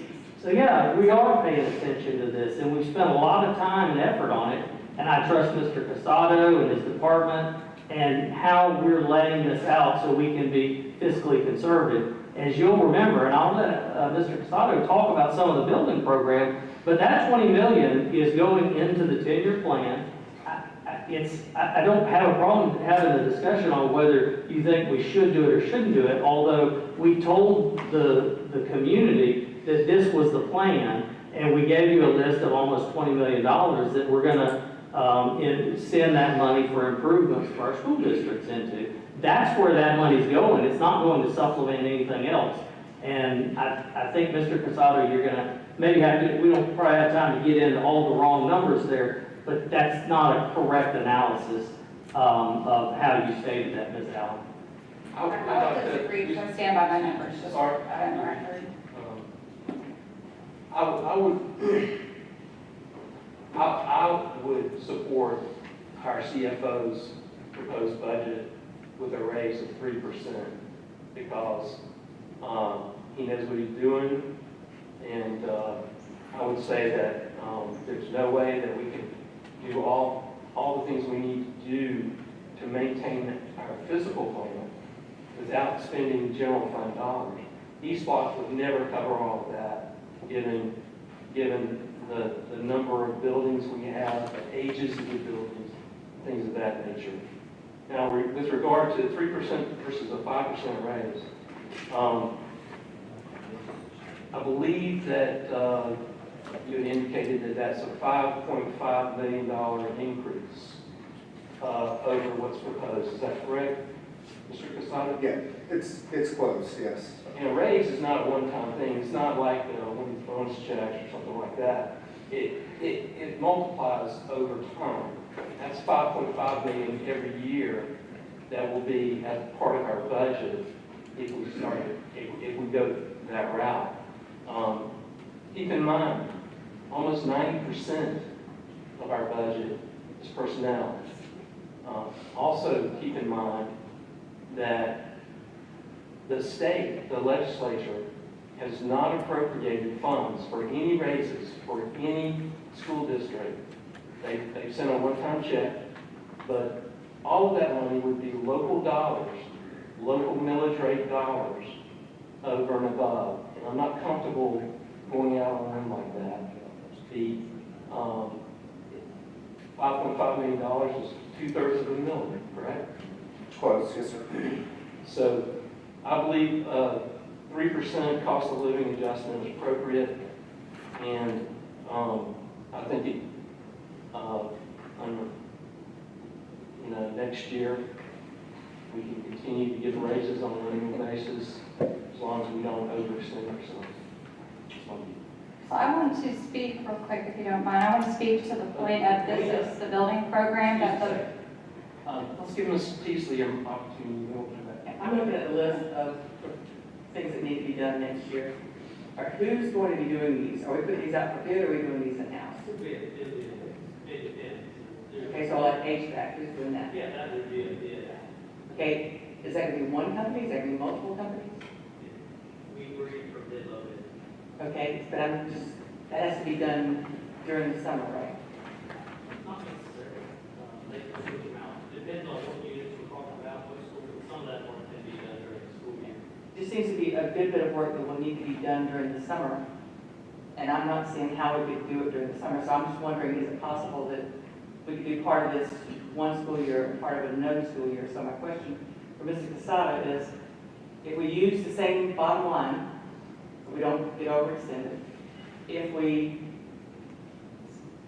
look at the 5% and look at what we can reasonably do this year within the 20 million, and yet not transfer an entire 20 million, what kind of numbers can we work with there? What would it take to do 5% raise?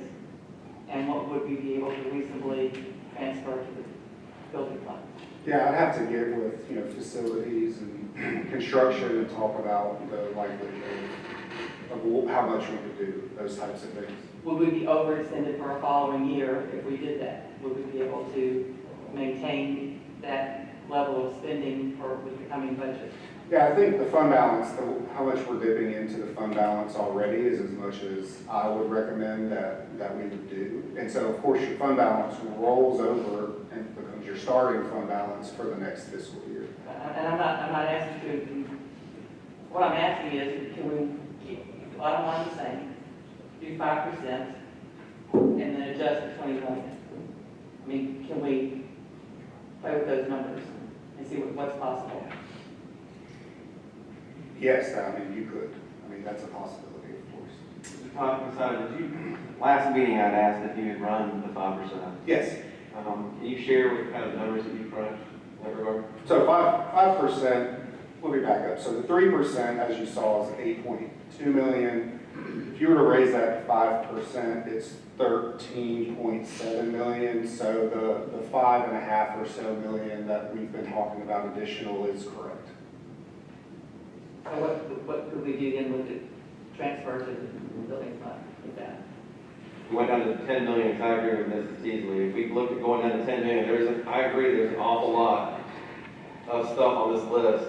I always question, I know we have a lot of buildings, I know we have a lot of schools, a lot of maintenance. I always question though, are we staggering our projects accordingly? Do we really need to be spending $20 million in 1 year on projects, and can we actually complete all these projects?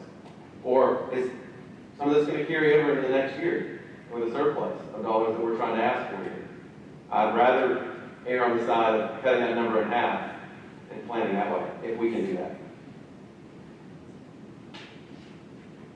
Is that possible? That's gonna ultimately be a board decision.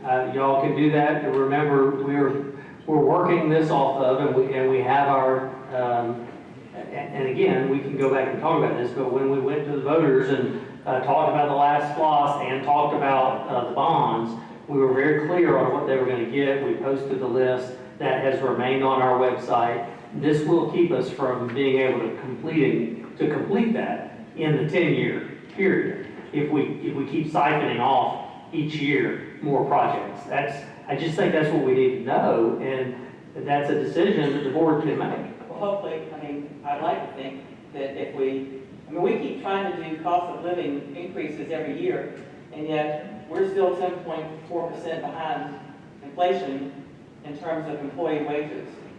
And I think that's part of our issue with, and I think everybody feels it, and I think it's part of the issue with custodians, with bus drivers, and why that's difficult. Yeah, I don't think any of us would disagree with you. I mean, if we could do 10, it'd be great too. But we've stayed above not only the local region, but we have, I mean, y'all know this, we've stayed above the state. We're in the top 5% of the state on raises and additions. And this year, just recall, we were able to do that $2,000 for every employee, and that did cost that $2.5 million that we may not have the next year or the next year. We're going to have data center money back. I just want to make sure we have all of this out on the table. That's a good point. If You know, buying more time on the building program, we can see what will happen with this potential for future dollars. It's just another reason why we should consider that. And I'd like to make a comment, Dr. Flint, in that you say that this is what the taxpayer asked for. I really believe that the taxpayer would want to put the teacher in front of the building program to some extent, particularly considering that we have had inflationary issues, we've had major catastrophic events that occur in the country, and changed the dynamics of the financials in regard to the building program. Things have changed drastically since they talked about what they wanted in the building. I don't think they want dollars spread across SPLOST and across property taxes. Most of the buildings should be with SPLOST. I think most people want it in SPLOST. That's what it was designed for, and we need to move in that direction, and that's what I encourage this board to do. Well, and to piggyback off of Mr. Kent with this line that this is what the taxpayers wanted, so we need to keep moving forward at this pace, I would point to our 2025 audit and where it states that the 2022 eSPLOST program, the original estimated cost for those projects, $13.5 million. So something certainly has changed with the way these projects are coming into reality with what we expected they would cost and what they currently cost. And so we don't just roll full steam ahead. We take a moment to say, okay, given the situation, how do we move forward? If we need the $20 million, it's my understanding that we have $20 million built into that $126 million construction cost that is already earmarked for Greenbrier, correct? To begin the brief, roughly? Believe it. So if we absolutely need $20 million, we pause the program for a year, get an idea of what the situation looks like. There's that $20 million now without the transfer that could be used to pause Greenbrier and use it for this list of maintenance needs that we're being given.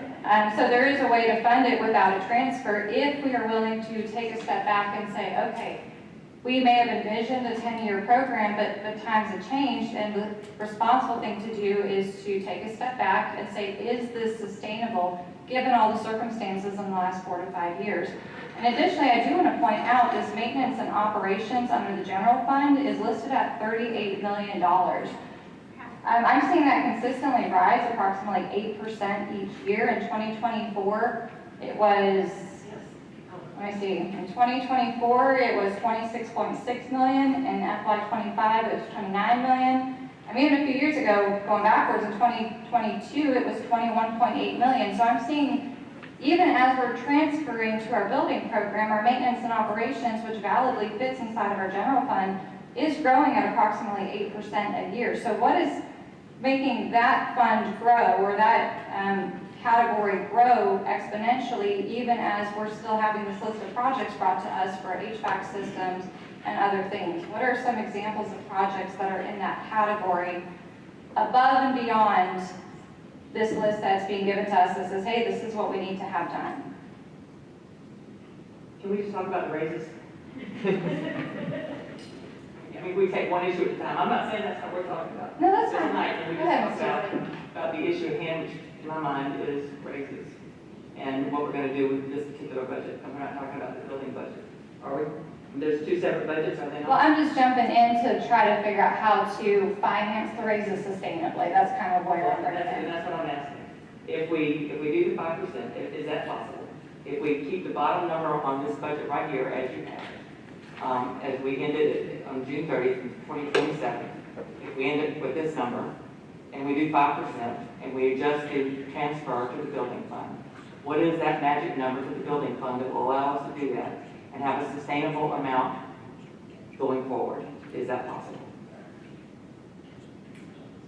I mean, the ongoing expenses, it's not going to be a dollar for dollar on that, so it will be hard. I mean, I will mention that we built the budget on a 3% increase. That's what it's built on. It's pretty conservative. It is, but inflation is 3%, so they're really not going to feel. I'm just kind of making the point that we're being very conservative because the tax digest will probably come in maybe double that, somewhere in that neighborhood. But our goal, and I know the board's goal, has been to try to give that money back to the taxpayers. True. And so, you know, we're going to be back here having this discussion on a millage rate. We're good at discussions, Doctor. Yeah, well, we're going to be back having a discussion on a millage rate, and it will be a reduction, probably, given that we would anticipate that coming in higher than. So we're going to be trying to do some tax relief because we're seeing growth in the digest, but we're going to be giving money back to the homeowners in some cases. I mean, obviously, every case is a little bit different. I hope that homeowners are going to feel relief that they're going to be getting a $10,000 home debt exemption as opposed to a $2,000. That's correct. Just to clarify, this list that we were given to justify the $20 million, it has things like painting schools, replacing ceiling tile and paint grid, replacing a stage curtain. Am I really understanding correctly that if we don't transfer $20 million out of the general fund, that we have no room in our East Lost building fund budget or capital funds? We cannot do these projects if we don't transfer? The East Loss is specified in the language of the East Loss, is it not? Well, and remember now, the built-in program, up until Greenbrier, is funded.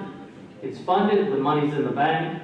We're talking about the general fund transfer going to the portions of the 10-year plan that are old portions that need to be improved. You can not do that if you want. It's just going to push that out a little bit further. That is something that typically happens. When you see a recession, most school districts are going to delay HVAC, roofs, parking lots. All of that is going to come off because when you see that recession happen, that's where that first place is. And that probably will happen in the future also. But we haven't had any increase in taxes to pay for what you're mentioning up there. We've been able to do this work with not only the SPLOST and the bonds and the payback of the bonds without a tax increase. As a matter of fact, we've reduced the millage from 18.3 to 16.2 in the last 4 years. 1989 levels.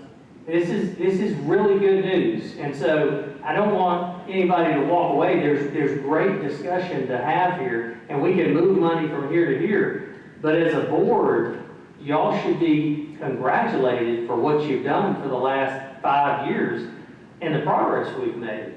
And the money's in the bank to get through with Greenbrier. If you actually stop it today, it will cost the taxpayer money.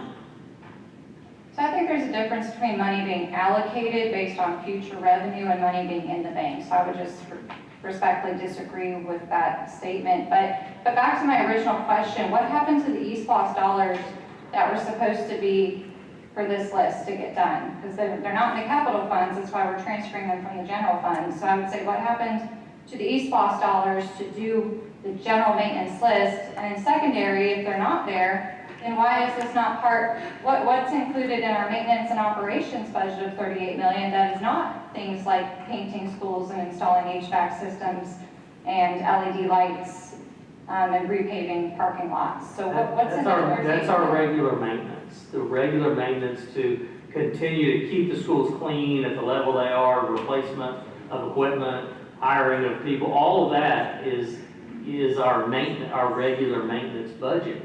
What we're trying to do and what we took to everybody and just presented it to the community was, this is what the needs of the schools are, and we got that from each of the schools, and we're going to try to tick away at that and repair these older areas of schools that can't be done with a regular maintenance budget. These are capital improvements, and that's what we're doing. Now, the SPOS budget, there's a budget for that. The monies have been budgeted. So when we talk about SPOS, you can't just say, let's just take it out of SPOS. All those dollars have been budgeted through the entire SPOS program. It's not just a pot we just go run to and pull more money out of. So then where are they for these projects then, since we have to transfer it from the general fund? These projects are projects that we agreed to use money from the general fund in regular transfers. And we've discussed this for the 4 or 5 years with the board about how these would get paid. And these, outside of the 5 high schools, these were going to be completed using general fund transfers to the building program. Are these in order of needs, or has anybody looked at, like? Well, we do know it's just a list, that's not an actual. Is there anyone in the building that can speak to these, that's in the maintenance in the building department, that can talk about if this is realistically able to even be done in a year? Well, Mr. Sanders, can you get all this done? It'd be difficult, but it could be managed. You're not doing it all. We can get it outsourced, Yes, sir. and with the funds, with the amount that y'all put on the list. Yes, we can. Yeah. Is this considered a normal amount of work in a given year? For the size of the district, that Kent would be, considering the age of facilities that we have. And it's stuff that, as Dr. Flint said, this stuff's been kind of pushed down the road a little bit, it needs to be taken care of. It's called deferred maintenance, right? Somewhat, yes, sir. Well, this has been a great discussion. I hope questions have been answered, and I think the best thing to do at this point is, as we look toward passing the final budget, would be to present some alternative numbers based on the discussion today, and then put it up for a vote as to whether or not. Now, Chairman Deepa, we are taking a tentative vote today, correct? That was in the slides? Well, I would move to table that based on discussion. I would like to take it tonight, since we've already informed the public that we would and remain on schedule. Well, tentative vote is not required, and it means nothing until we final vote. No, I understand that, but if Just we're, a poll of where people stand. I think it would be beneficial, so if we're having discussion on that motion, I would not vote in support of that motion. What motion is that? Well, there's a motion to table on the floor. Under Robert's Rules of Order, a motion to table is not debatable. So, let's just vote on that, and then we can do what we need to do next. All in favor of tabling the tentative vote, raise your right hand. All opposed? All right, 2-2, motion fails. Sorry. I make a motion to do a tentative vote as per our schedule shared with the public. So what is your motion then? Yeah, what's the motion? To do a tentative vote on the budget, On what? on approving this budget, At 3%? as it's been presented to us. Okay. Got a second? Second. All in favor of approval of, tentative approval of the budget as presented by superintendent, raise your hand. All opposed? Okay. Motion fails, not tentatively approved. So what's next on our, oh yeah, we have public input. Probably should have. Forgive us. At this time, ladies and gentlemen, we do want to provide, do we have a list?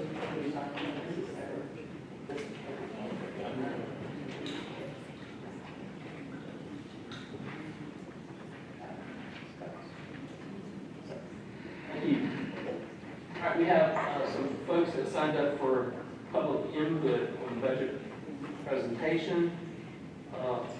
Ms. Jessica Fisher.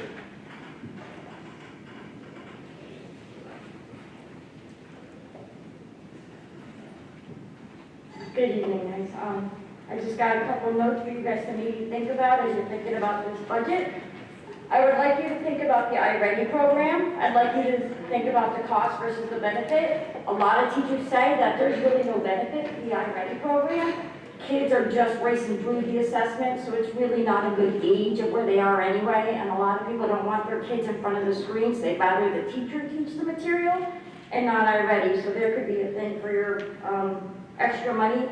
The awards that we do here sometimes, I mean, how much is that costing us? It might be worth it for the photo op, I don't know. Some of the awards I know are done at the school levels and not at the board, so I don't know how much all this is costing us, especially when teachers say they can't even get paper and pencils, and we're up here giving awards. Summer school, how much is that costing us? Are we losing money? Are we making money? Is it an equal out? I know the governor just signed some bills, mandatory kindergarten. Then we also have HB 328. We need to think about how we might start losing money on that bill especially. Nutrition, it would be nice to know how many of the percentage of the students are actually eating the food. Are we throwing away food? How many students actually buy the food versus, free or reduced? That would be a good number to know. Salary percentages, I've never been a fan of. I just want to do some averages. Say if an average teacher makes $70,000 based upon a 5% raise, looking at $3,500. Say a district official makes $150,000, 5%, they're looking at $7,500. There's a huge discrepancy, especially when teachers are coming out of pocket for supplies and like gifts, stuff for the treasure chest, for their behavioral and stuff like that. Teachers are coming out of pocket for that. So 5% or 3%, the teachers aren't making as much of a salary increase as someone who might be doing another position in the district. Title I schools, another one has been added, as you guys guessed. So what is that telling you about our county right now? If we're adding more Title I schools under our belt, does that sound like a county who's got plenty of money to just throw around at amphitheaters at every single school that we're building? And I'd just like to make a note that when we're talking about the building program, if you decide to scale back on Greenbrier and Harlem, be prepared for some fallback, because since that's what they were told they were going to get. I would also think about maybe if you guys are scared of the future, of what raises are like, then maybe if you could do a bonus instead of a raise. Therefore, you're not holding yourself accountable, a year from now we can't sustain this. Maybe do the bonus checks instead. I don't know if that's allowed. We need to talk about the less student population, how much money we're thinking about we're going to lose, because all districts, the student enrollment is declining. So we haven't seen that in the budget. I would also like to say that sometimes we talk about voters want this, voters want that. Sometimes it doesn't matter what we want. We go to the polls and we get voted against anyway. Just some ideas to think about. Thank you. Thank you, Ms. Fisher. Next, we have Ms. Janet Duggan.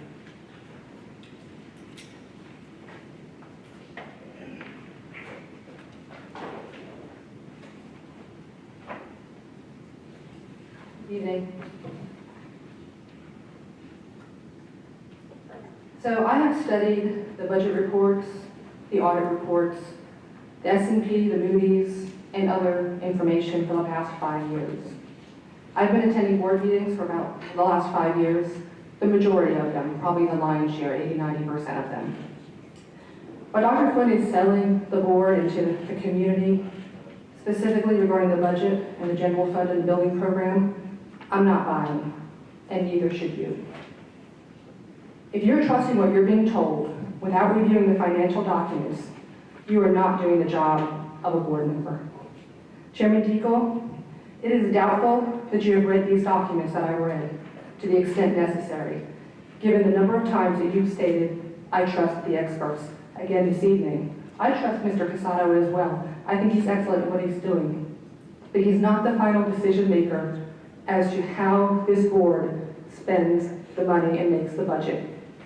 He does what he's asked to do and provides a budget. But that is not the end of your decision-making process. When you say trust the experts, what I think you really mean is that we have experts that are doing the job for you, the job that the board needs to do to review these documents. Dr. Flynn continues to increase spending with no bounds. His answer is to raise taxes, all while telling the public that how the millage rate has been lowered. He said it this evening. Oh, we lowered the millage rate, we've done that. All of the tax dollars has skyrocketed, and that lowering of the millage rate did not equal a tax reduction to the community. He also talks about decisions of how he's saving taxpayers money. Lowering the millage rate does not necessarily equate to tax decrease, but that conversation is for another time. As for saving taxpayers money, that is a blatant falsity. I've also reviewed the documents from Gwinnett County Schools where Dr. Flynn presented information when he was employed there. Let me say, conservative is not the word that comes to mind when I review these documents from Gwinnett County. I would go as far as to say that the leopard has changed his spots when he came to fiscally conservative Columbia County. We are at a turning point, and if we do not address this spending issue, our graduates, our high schoolers, and our children will be paying taxes for the years to come for what we are spending today. It will become even more unaffordable than it already is for them to return to Columbia County when they graduate from college or when they remain here and start their own career and family. We are building schools that our high school graduates could never hope to bring to their families back here and go to those same schools that we're building today. 70% of our property taxes come from the school board. Our high property taxes are directly proportionate to over-the-top spending spree that was currently in progress with our building program. It is not an issue of whether our renovations are needed or the new buildings are needed. We do need them. It's the how that this is being done that's the problem. So we need to forget this concept of if you are concerned about the speed of this building program, that we don't want the building program. That is a falsity. I can support the building program. I can support that I want our schools to be improved upon and not support the speed and the spending spree that we are currently on. They are not diametrically opposed, and they're not mutually exclusive. So it's the how. And now is the time for you as a board to look at this and take a serious look and make some tough decisions. Dr. Flynn is on a spending spree, accountable to ensure that our graduates and high schoolers and children will never be able to afford to live in this county. Our decisions today will not only affect tomorrow, but decades to come, given our most recent bond term is through 2045. I have pages and pages of public data to substantiate my claims today. The real question is, are you doing your own due diligence? Do you have the data to support your vote? Are you just trusting the experts? And by the way, who are the experts? That is another discussion for another time, when we have a bond retreat where the bond person, the financial advisor, says K through 12 financial advisor, and he's the bond salesman. Yes, he's an expert, but he wasn't a neutral party. The list of capital projects includes in the 20 million transfer request and is an exceptional example of misconstrued priorities. It is political theater, to use Chairman Deagle's terms, not allocating enough funds within the capital fund budget for general maintenance items, instead of spending capital funds on new projects, only to later tell the board that if they're not approved, the transfer would result in holding off on this general maintenance. It is wrong on so many levels when we can vote, or you can vote, and approve progress of new buildings and not even be informed that, hey, if you vote for Greenbrier to start now, we're going to hold hostage this $20 million that's going to be needed for these, what we just heard this gentleman say in the audience here that's responsible for that, overdue, much-needed items. Why are you hearing about that for the first time when it's time to vote for the transfer? Shouldn't that have been a discussion when you were voting for the last amount of money that was being spent to move forward on another project, when you do have an option of extending the 10-year program? Maybe it needs to be 12 years, maybe it needs to be 14 years. No one's saying for it to stop. That needs to be considered. Now, those are my comments that I prepared for tonight. I have a couple more comments that I'd like to make regarding the discussion that we had, primarily two. Dr. Flint, you've stated over and over again that the constituents voted for in 2022. This is what we wanted. And that is true. The overall, that's what we wanted. We wanted new buildings. But the part that we need to be reminded about was the total for that, including the $20 million transfer, phase 4, was $493 million. Moody's supports that $400 to $500 million 10-year building program. We've spent $510 million allocated, whether it's fully spent or not, promised, contracted, whatever word you want to use, on 3 high schools. There's 31 schools in that 10-year program. We've spent $510 million on 3 of them. That is not what we asked for in 2022. Prices have gone up, things have changed. What that means to the board is that you need to consider all those things when you make those decisions.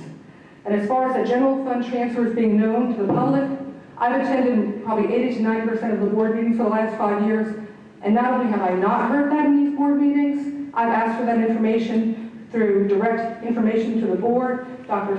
Flint. I've asked for it through your open records request and assistance in how to get that, and that has been extremely difficult to get. So that is absolutely not true. So I appreciate you considering these comments that I've made tonight as you go forward. Thank you.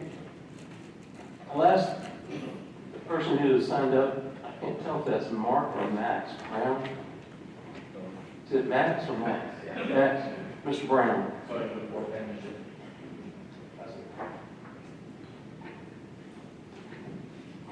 Thank you, Mr. Chair, members of the board.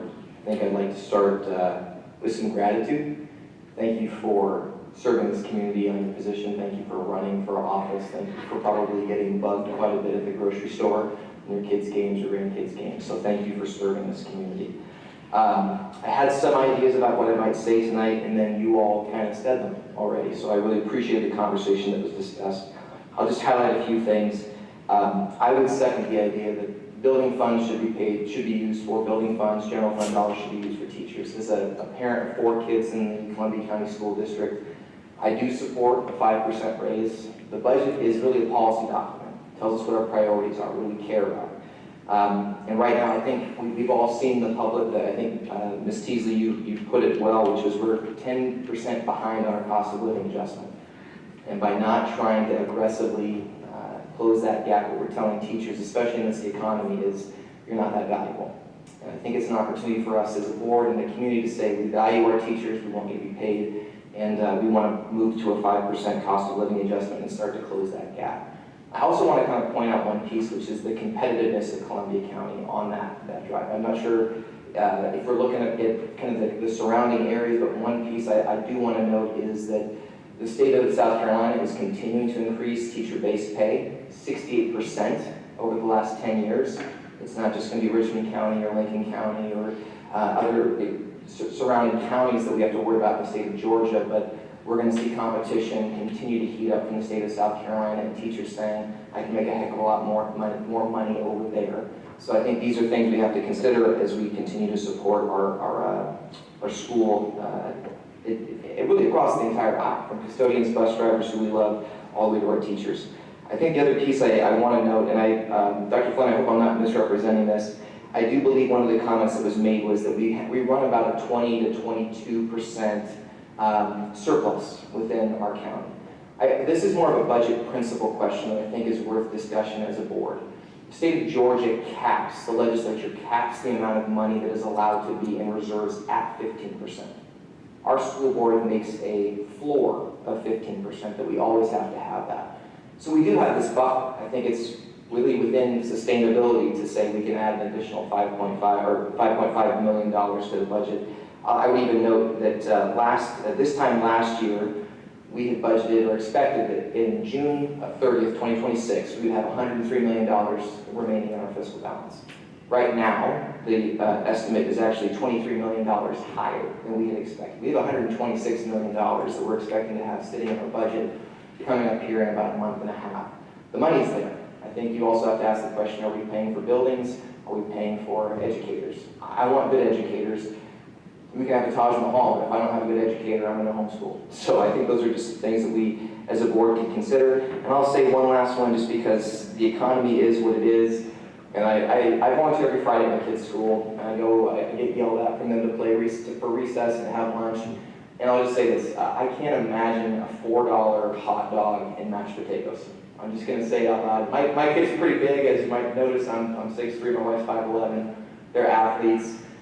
I pay for it twice the meal sometimes, and I go, what'd you eat, buddy? And I'm not thrilled about it. So I think that those are some opportunities. That's $1 million we're talking about. And even, I believe Mr. Casado, who I also should thank for the amount of emails we went back and forth, giving me quite a bit of information about all this. As he mentioned, even if we run into a bit of a debt in this upcoming year, we don't change the budget at all. We still have that three-month surplus.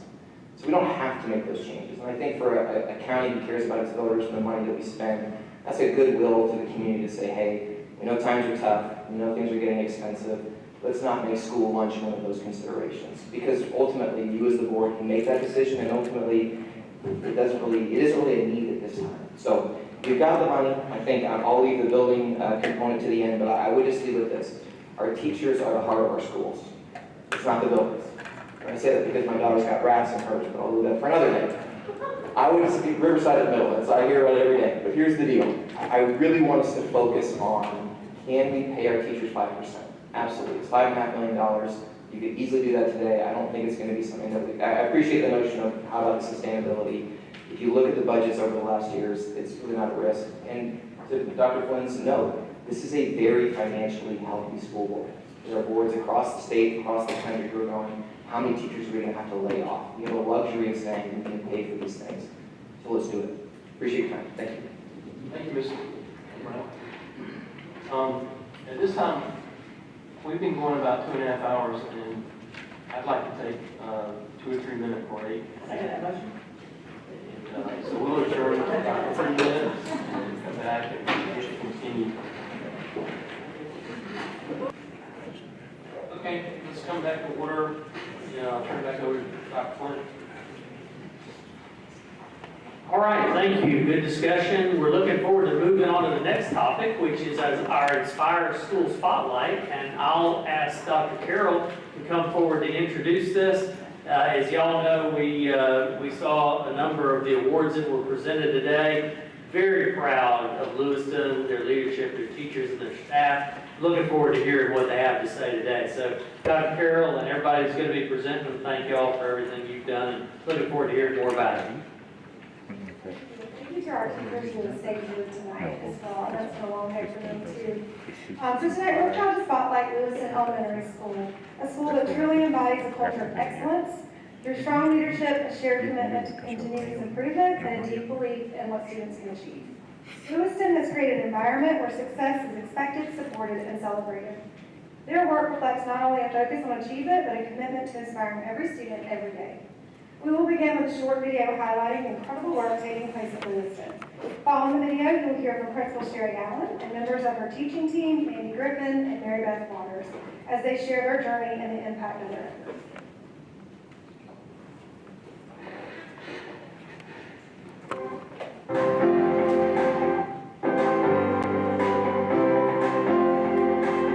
We have worked hard to create a collaborative culture for student success.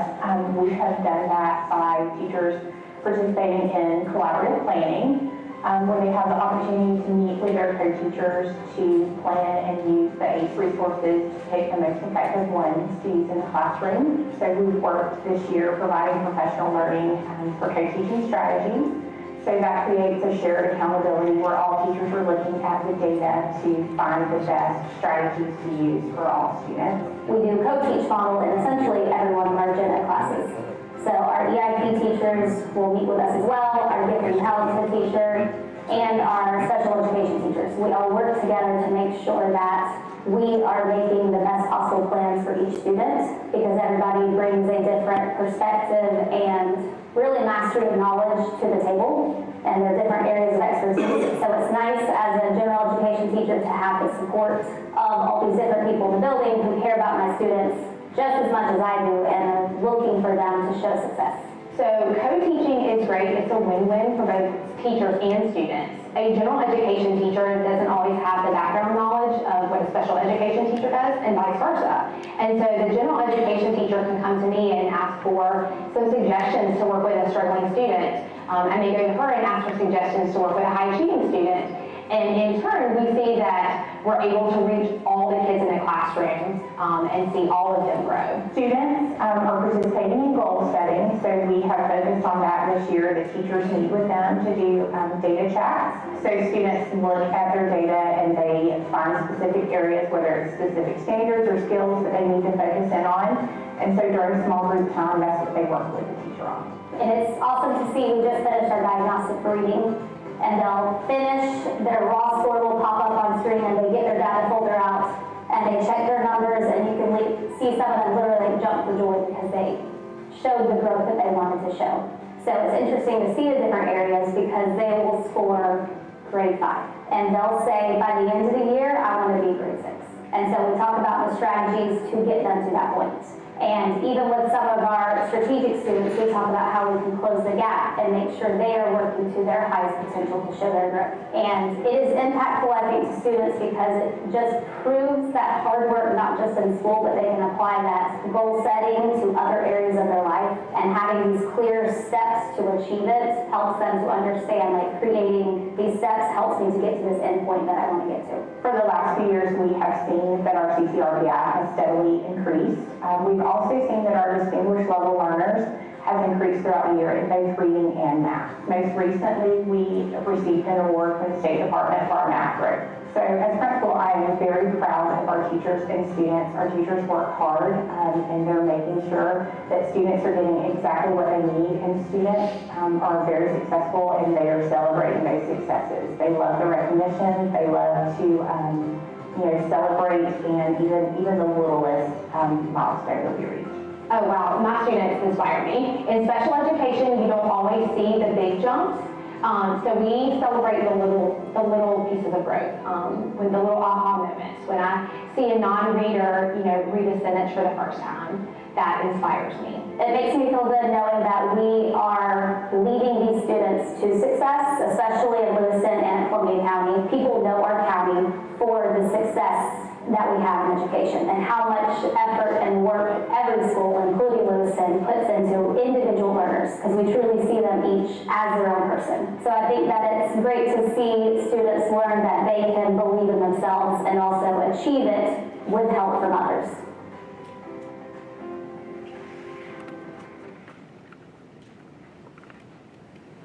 Good evening.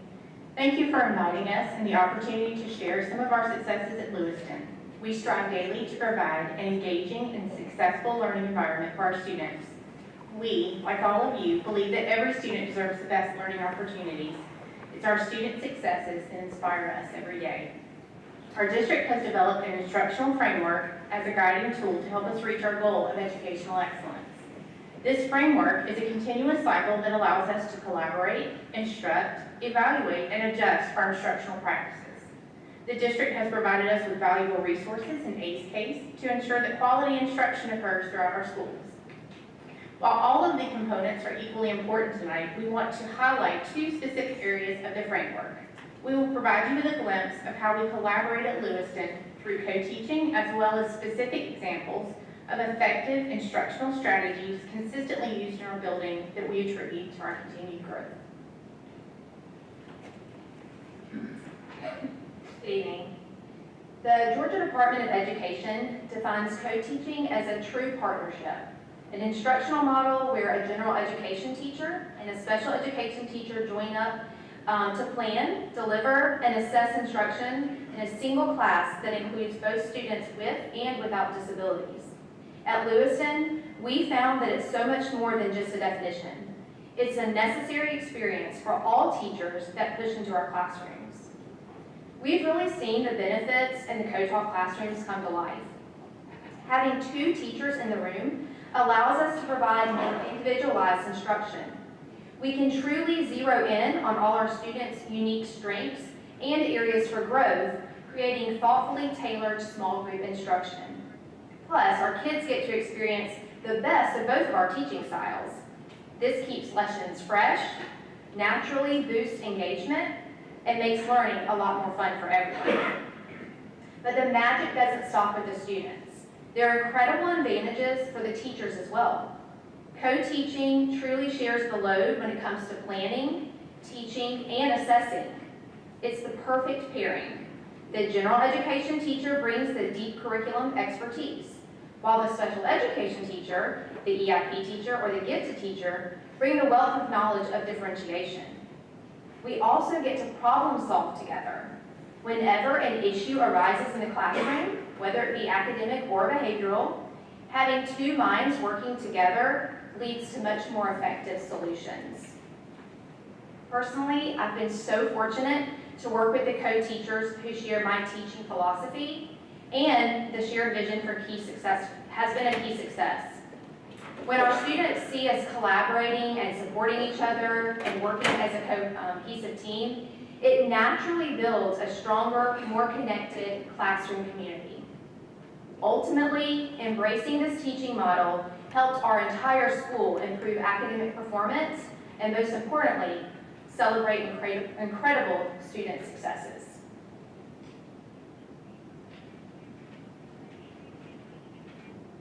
One of the most meaningful teaching strategies we use at Lewiston Elementary is goal setting. From our kindergartners just starting out all the way up to our 5th graders, we use goal setting to empower students to truly take ownership of their learning.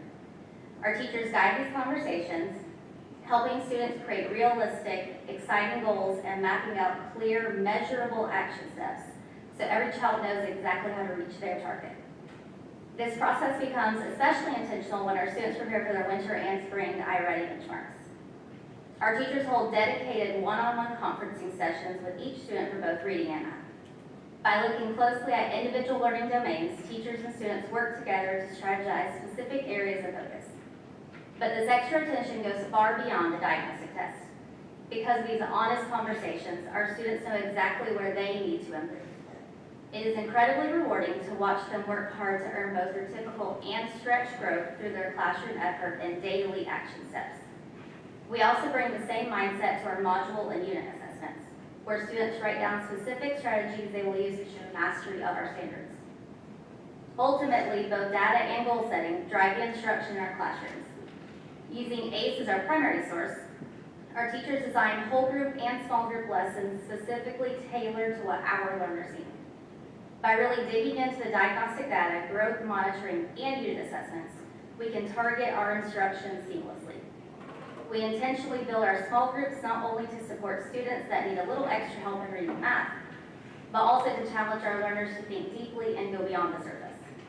The Georgia standards expect an elevated level of rigor. And by combining solid data with personal goal setting, our incredible teachers at Lewiston Elementary are able to meet the unique needs of our diverse learners every single day.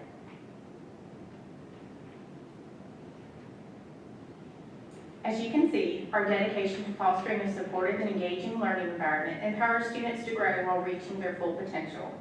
We could not do this without the support of our community, parents, and the district. It's an ongoing success for our students and inspires us to continue learning and growing as educators.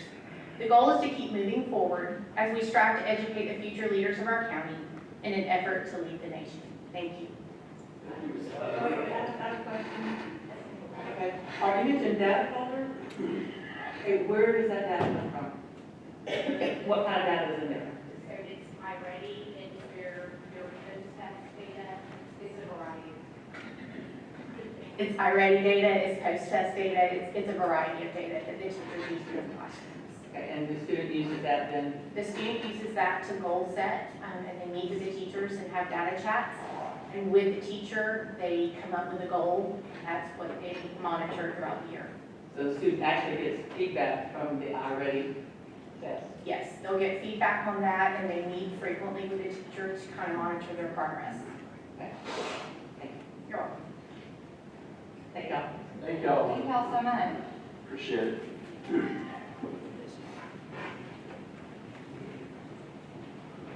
All right, good job and congratulations. You really had a lot of great data coming in for your students. This time we're going to move on to board policy JN and awards and scholarships. We've had a discussion on this for adjusting our valedictorian and salutatorian to first semester grading period. So at this time we recommend approval unless you have questions. I've never done it before. Second. Any discussion? Seeing none, all in favor of approval of the changes to board policy JN as presented by the superintendent, please raise your right hand. Any opposed? Seeing none, that is approved. Next policy is a policy we want to put on the table. As you know, we received some information from the University of Georgia Law Center on some new case law that came out regarding public participation in public meetings. And so what we've done is taken our board policy BCBI and changed areas where they recommended that we might want to be a little bit more clear. We asked our legal team to help us with this. This is the first portion of that policy. The other portion we put into attachments. We'll put up the next attachment. This is basically the rules of conduct for public comment in a board meeting, and then the next is just a form, the regular form that people fill out to speak. And so a couple of changes here. They recommended a maximum time and maybe how you would determine who would speak, and so that's put in there. Also, and through the discussion, we made this adjustment. We changed a little bit of the wording on the 24 hours, but also gave some additional time in case somebody saw something on the agenda that they wanted to comment about. And so that was in number 2. Those are some of the major differences. I know y'all have had a chance to look over those. But if you have any questions about it, we're going to leave this on the table. We're not asking for approval, but we do believe this probably better conforms to the law, at least as we know it at this point in time. If you have any questions, please ask them, or if you have other input, we'll make the adjustments over the next couple of weeks. I'd like to commend the chairman and Mr. Fletcher for being proactive on this. I think this is even more initiative than we can certainly address. All right, let's move on. All right, moving on to the next update. This is that time of year where we provide you an annual update, the closing out of the year. We'll be back in either August or September to provide the new goals for the next year. As you know, this is a cycle that we've been going through with our strategic plan. I would say this annual update that we provide is probably more similar to a school district's 5-year plan in one annual plan. So I hope you get a lot of information out of this. Staff does a great job, but it also is linked to evaluations across the district, starting with mine. And then that's what the board evaluates me on, and then all of the division leaders. Each of those areas flows into their evaluation, and these goals go onto there. So hopefully we see an alignment across the district, but more than anything, hopefully we're seeing an improvement in many of these areas that is sustainable So I'm going to turn it over. Well, let me first start with just a reminder that when we started this work almost 5 years ago, we updated the vision and mission. We've had a great 3 years of focusing on the engaged, enriched, and inspired. It has been very powerful, and we've seen the schools do some amazing work there. I think also the mission, just staying true to our core business and focusing on teaching and learning, has really propelled the district. And so these two things we're not anticipating changing, but it is something that's helped us the last couple of years. The last thing I'll talk about is the strategy map. This is what we've been working off of the last couple of years. Obviously, the largest and most important is maximum achievement and success for each student. Even though the other areas are very important, that's been our main focus. That's any meeting we have, we put the academic portion first, and then we'll get to operational a little later. So I'll turn it over at this time to Ms. Gregg to kick us off. Let me also thank Ms. Gregg. She helps do some of the leadership on getting all of the other divisions to get their forms turned in and all of their input in. She does a great job with this, so thank you for your leadership. Real quick, before we start, do we have a printout of this? Was the board given a printout of it? Or, no, the strategic, I know it was emailed to us. Did we have a printout of it? No, I sent it to you. Good evening. Tonight I will review key areas of focus associated with Goal 1, maximum achievement and success for each student. The CCSD instructional framework for continuous quality improvement is the model we use to measure the effectiveness of teaching and learning, and therefore is used to determine the success of Goal 1, as well as the next steps for continued improvement. Goal 1, maximum achievement and success for each student, has 3 key performance objectives. These performance objectives focus on curriculum, increasing rigor, and enhancing academic support. This year, our schools took a deep dive into instruction, and we worked specifically with administrators and teachers on the effective use of instructional strategies and methods that support each student's learning. You heard about some of those from Ms. Allen and her team tonight. Our ACE Case platform allows teachers and administrators to easily navigate and locate resources to plan for instruction that supports each student. The new writing assessment in 4th, 7th, and 9th grades provided valuable insight in the area of writing and helped our teachers identify how best to support each learner's writing achievement. We have worked to refine and enhance the resources, rigor, and activities within our ACE instructional guides this year across all courses and grade levels. ACE resources for our CTAE, robotics, and fine arts are well underway and housed in our ACE platform. These resources include scope and sequence, and year-at-a-glance documents, as well as a 45-day instructional plan for middle school robotics. Middle school and high school teachers have reported better alignment with our revised benchmarks, and we are closing the year with the completion of our common semester exams for EOC courses. In the area of special education, we've held professional learning opportunities for our district leaders, as well as a mini conference most recently in March, where special education teachers engaged in training for behavior strategies, IEP goals, best practices for instruction, and compliance training.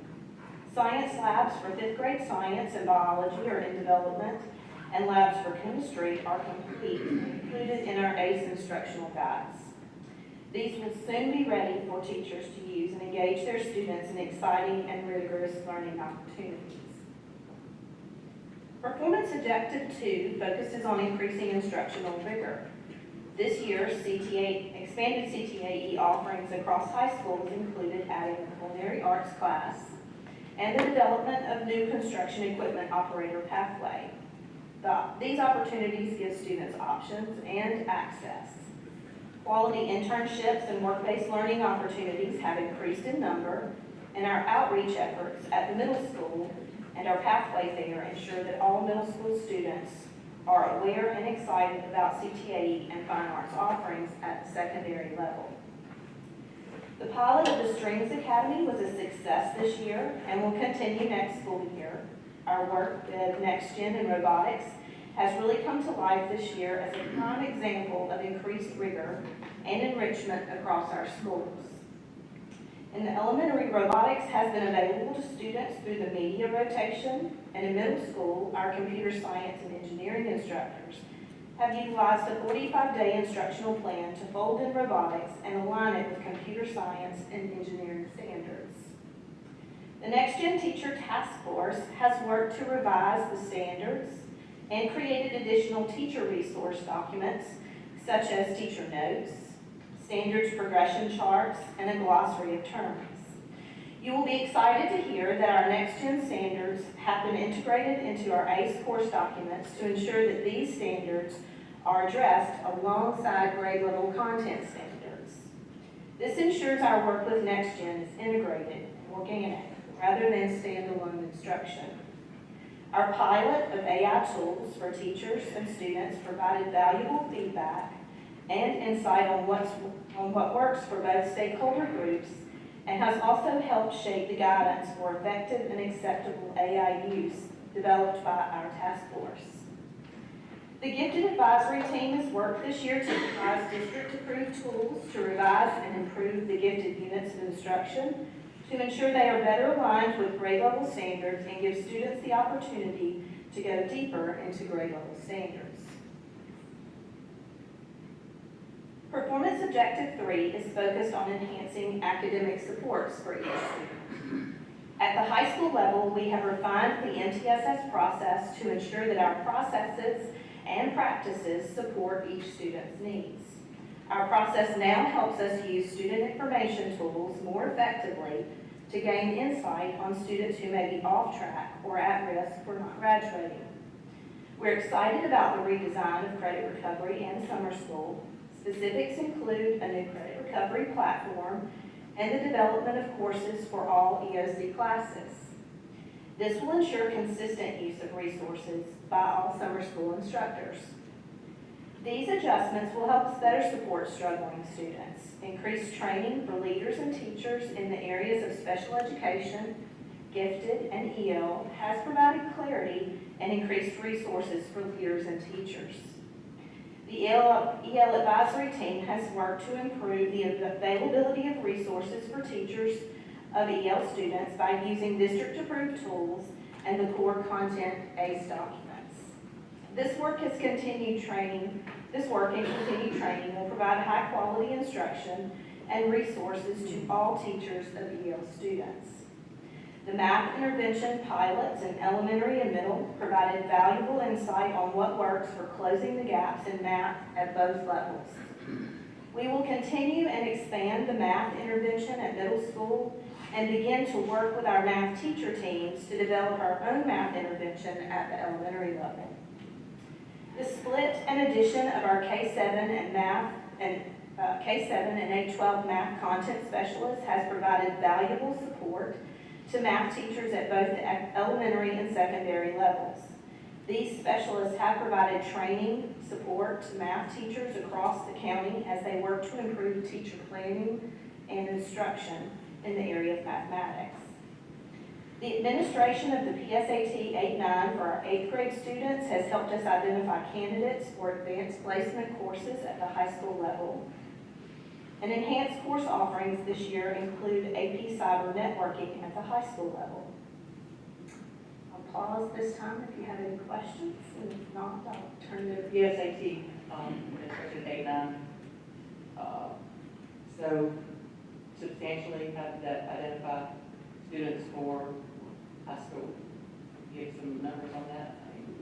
I don't have the numbers off the top of my head, but it indicates characteristics that help us identify if those students are likely to do well on the AP exams at the high school level. So it's really given us some insight on the types of students that we should encourage to be part of those courses at the high school level. So we haven't had time yet to see an increase in AP, to enroll in AP courses, or?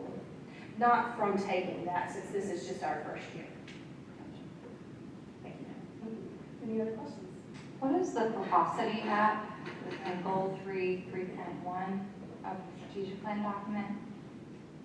I'm sorry, say that again? Purposity app, it says increases the usage of the Purposity app or something. Ms. Jackson, would you like to speak to that? Yes, that's the app that our social workers started using 2 to 3 years ago to get donations and resources for our students who have needs. It's a way of identifying that through that app. And it goes where people can go in and make those donations. As I recall, it was mostly faculty and staff that were making the donations initially, wasn't it? Yes, I mean, that is some of it, and then and it's through Amazon, yes. So. Is that the one where, you know, CTAE programs might require certain equipment and it allows the community to kind of purchase? Or is that a different program that we talked about a couple years ago? It's different. Okay. This is more for those in need, or just resources that they may not be able to purchase, as identified through usually our social workers. Are those resources outside of school needs? Or I guess I'm confused why they wouldn't be provided through their education. Yes, some of them are outside of school needs. And then my only other question, in goal 1.1, increase percentage of students performing at the combined proficient and distinguished levels on all subtests of the Georgia Milestone Assessment System. So the baseline is 2022, 2023. So these percentages, so for like Algebra 1, 46%, is that the number of students for the baseline that we're starting from, where 46% as of 22, 23 were either proficient or distinguished at Algebra 1, is that the correct? And then where are we at now? Have we increased 2% annually to be at, I guess, 48, 50, 52%? Where are we at right now with that? That is our baseline data, correct, and we calculate that each year that we receive milestones data for that. I can't tell you that total right off the top of my head, but we do calculate it and we do track it each year. So each year we hold ourselves accountable for meeting that target that is listed there, and I think it's 2%, isn't it? Yeah, and I think the better question, I'm sorry I didn't word that very well, the better question is what document do we get as a board to kind of look and say, okay, here's the baseline established here, here's where we're at for, you know, this current year, the most recent current year. Maybe that's the better question of how would we know where we're currently at in relation to these goals? We have a document that's attached to the strategic plan that outlines those specific percentages each year, but we also bring that to you guys in the form of a presentation on student achievement every year. Okay. So when we have it, it's usually somewhere around September or October. So all of those things and how we perform on each area of the test and for milestones is listed in the student achievement. Okay, so that presentation, I can visualize it now, thank you, is in relation to this document now. Perfect, thank you so much.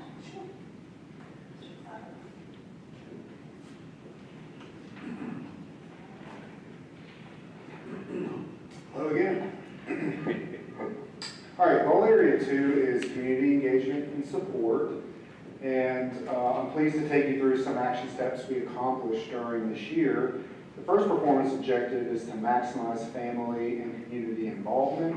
The Columbia County School District Foundation was established in 2023 as a 501c3 organization to help support the mission and vision of the district. This year, we have expanded the number of community partners, especially those serving as trustees, who contribute time and resources to the foundation. Second performance objective is expand meaningful business and post-secondary partnerships. While work-based learning placements provide our students with opportunities to learn soft skills and have on-the-job experiences, we focus on providing placements that enable our students to utilize their certifications earned in our CTAE pathways. We work this year to continue increasing the quality of high-skill, high-wage placement opportunities, and are proud to report an increase from approximately 26% to 40%. We also enhance post-secondary partnerships with local education institutions In our Teaching as a Profession pathway, we partnered with Augusta University to provide access to college-level courses, and our students can complete these courses while in high school. These classes continue to be a success and hope to continue that success and increase enrollment for years to come. And then performance objective 3 is to improve internal and external communications. One of the largest ways to communicate with both internal and external stakeholders is through the district's website. This fall, we reorganized and updated the district's website to improve ease of use and engagement. This is an ongoing endeavor, and we anticipate more changes to the website coming next school year. Last year, the communication department implemented a monthly newsletter for employees. This newsletter highlights notable activities, awards, and dates for the school district. This year, we continue to refine the monthly newsletter based on feedback to ensure it meets the needs of the community. I'm happy to take any questions you have over this goal area. All right, goal area 3. Mr. Cummings.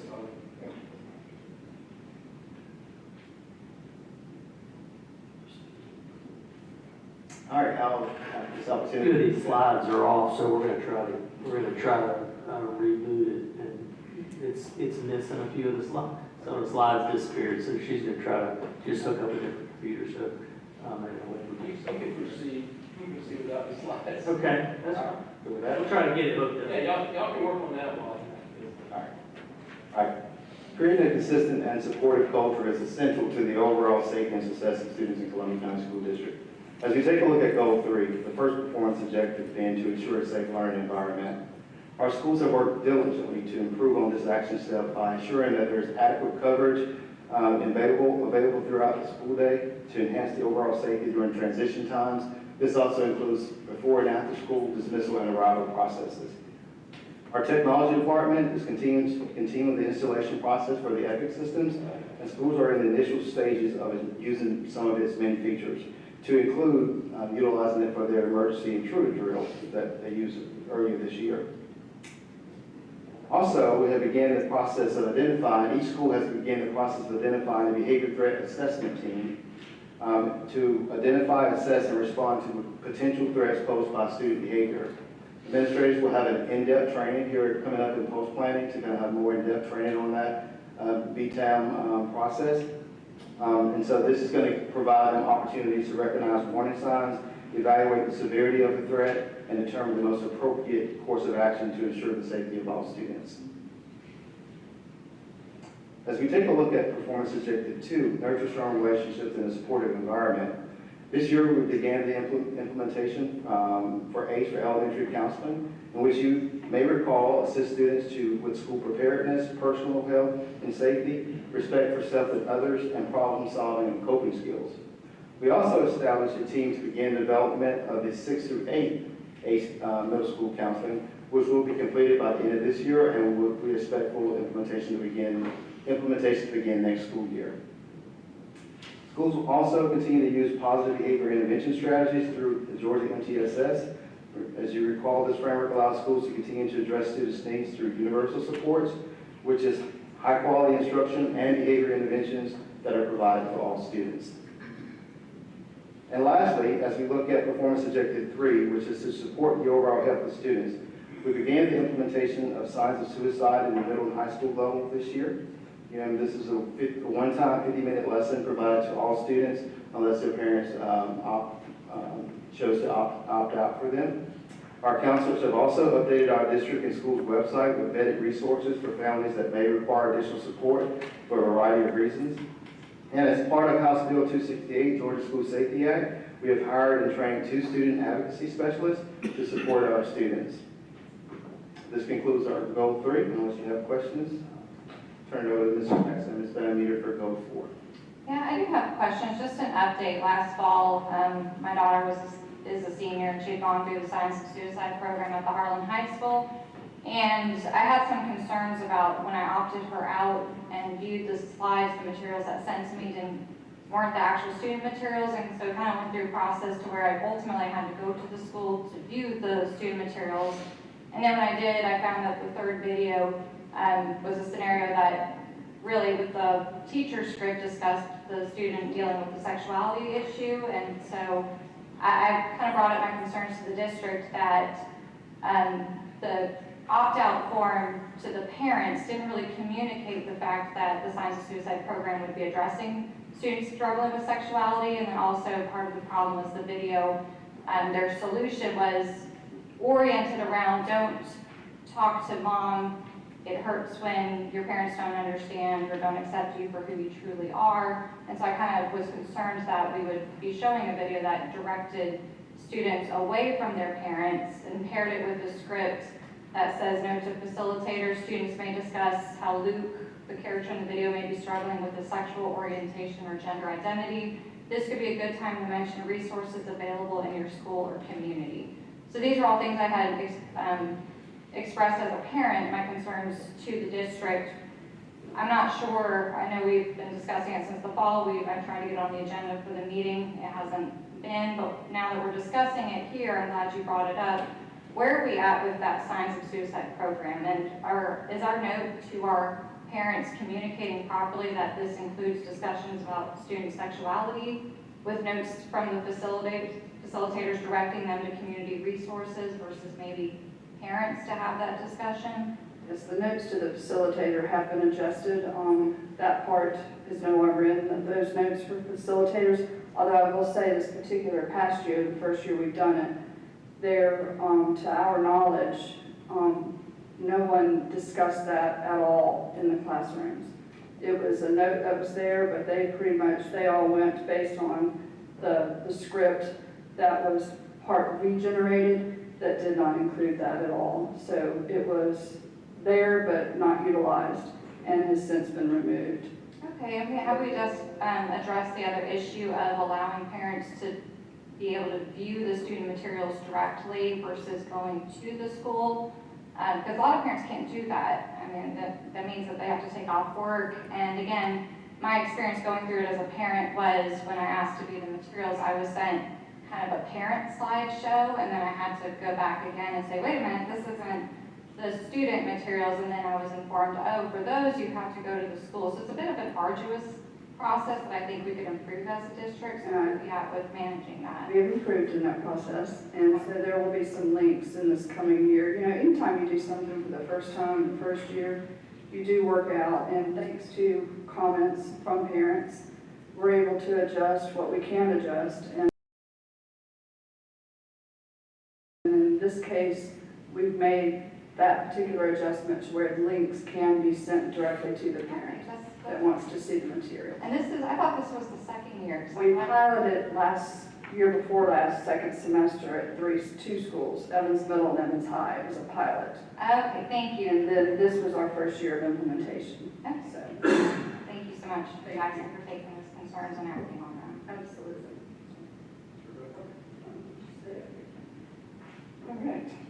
All right. I have goal 4, facilities and operational excellence, and I'll speak on behalf of the team. This is the first objective to be and improve those processes and systems. School nutrition this year, under Dr. Bing's leadership, focused on marketing of menus and having nutritional information readily available within the menu itself. So parents were able to see a more robust menu and everything that goes along with that meal. Our Department of Transportation is continuing to transition from Edgelog to Transportation Finder. We have been utilizing the field trip planning tool since December and have already been creating routes for next year and have found the routing system to be very user-friendly.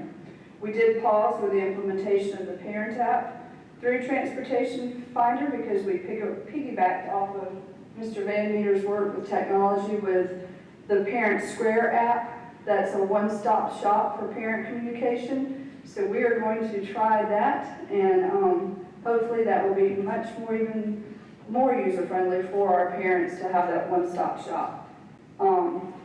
Our maintenance and operations department has enhanced their custodial training and hiring processes to improve facility cleanliness and maintenance, which we feel like is going to make a big difference, not only in retaining, but the quality of work that our custodians are able to provide within the schools.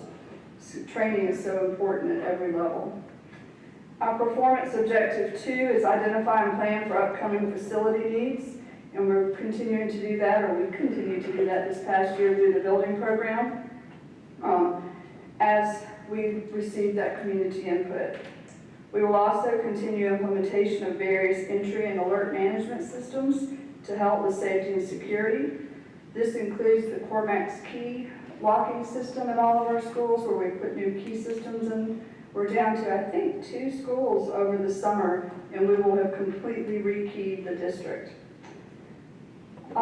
This also includes the safe and epic system through audio enhancement, which is those alert systems, and the digital mapping system in each facility within our district, which the Sheriff's Department utilizes, and we've had neighboring districts wanting to know more about that so that we can all be on that same mapping system.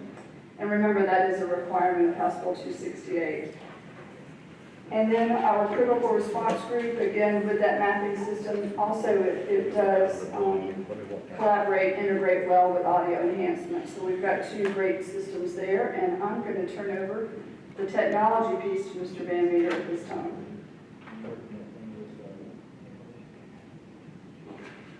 Head shake all over there. What's up, Parent Trap? Parent Square? Oh, that's me.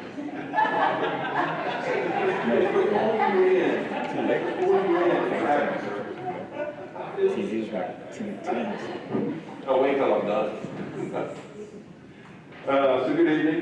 I want you to notice the longest I've worn a tie all year. So You're doing great. You're doing really great. Well, thank you. I appreciate that. Still smiling. So, you all know part of technology's charge is to prepare what's known as a SWOT, or a strength, weakness, opportunity, and threat analysis. And it's what kind of drives our part of the strategic plan. While we try our best to predict future needs, our infrastructure changes daily, and recently it's been changing hourly, which makes what we plan and implement challenging each year. While our team of IT professionals provide our students, teachers, and staff everything they need to succeed, we also must protect our infrastructure from today's threats and ensure compliance with legislation, while providing an exceptional experience for our students. To cite an example of a threat, we were conducting an internal assessment and discovered a threat called an email sniper attack. While no data was compromised, it's just an external email thing. It allowed the threat actor to kind of spoof email accounts. It was caught, shut down. When we were back up and operational, we didn't need to actually go down. We just caught it and shut it down. We investigated and analyzed these types of traffic to make sure we are protected. It's important to note that we no longer allow students' personal devices on our network, and our guest access is configured in such a way that if you're here as a guest, you're routed directly out to the internet. So you can't get anything internally. This is just one example of what we learned from a SWOT analysis, and it's critical to the strategic plan. Improved connectivity. We will soon be bringing you a proposal, like really soon, to upgrade our edge network switches. This $2.5 million initiative will replace our obsolete network equipment with new, more secure, higher power, faster devices, enabling our students to safely reach our online resources. This upgrade to the edge complements the router port upgrade that we did last year. Essentially, it completes our internet superhighway. In the past, you've heard me use the analogy about lanes of traffic like 285. Take 285 and put it on steroids. It's going to be super fast. While we do have physical cabling, we rely heavily on wireless access points to connect our learning devices to the physical network. We upgrade these antennas every few years to provide the greatest wireless access we can provide. And what we do is we do something called heat maps, and it's basically a signal. It scans the air for signal waves and gives us a graphical representation of where we might have dead spots or need higher strength antennas, that kind of thing. We had heat maps done a few years ago to assist us with replacing the new antennas. While we have a robust wireless infrastructure, we restrict personal student devices from attaching to our internal network, wireless network. That was legislation that was passed, so we don't let it go out of the money. The removal of these devices has greatly increased the bandwidth availability to our learning devices such as Chromebooks. We are currently updating our disaster recovery and business continuity plan, along with our internal threat and risk assessment utilizing an external vendor. We talked about this vendor in the past. They're still on site, doing a fantastic job. These projects are meant to ensure Columbia County School District is prepared for any emergency, while simultaneously ensuring what we are doing to prepare for these disasters are safe and secure. Lastly, I think I would be remiss if I didn't comment on our partnership with the county broadband utility. Our fiber infrastructure is provided by the county, and that makes sure our schools stay connected year-round. It's all underground. We have nothing aerial in our, so we don't worry about trees. When we had the hurricane, we didn't lose any connectivity between schools. Everything stayed up. Now, everything on the outside went down, but everything inside went up, stayed up. Our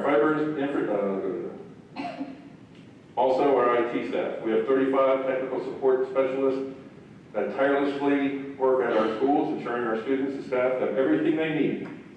In addition, we have an additional 14 staff members in our core team who make sure our digital infrastructure stays operational and secure. And we also have 4 in our student information team that make sure that we get every penny that we can get. So these are just a few examples of how our part of the strategic plan affects our school district and our primary mission to educate, inspire, and our students, faculty, and staff. Questions? Come on. You want me to come up with one? No. Actually, most of those words were in English, but I could understand. I know, I modified it this year. I used AI. Thank you so much.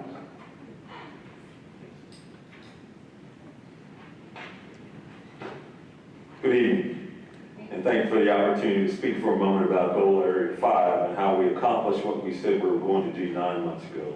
School year 2025-26 has been a very good school year for us in all areas of talent management, and we expect to close it out very strongly as well. Slide number 1, performance area number 1, which talks about attracting a highly qualified staff. We balanced in-person visits with social media and virtual platforms to better target our recruiting efforts, which proved successful in meeting our recruiting goals. We will continue to work with our primary source of talent, our preparation programs, to increase enrollment in those programs and in our high needs areas, as well as work with the state certifying and policymakers to make transitioning to the profession and making certificate certification process a lot easier. Performance area 2, professional development.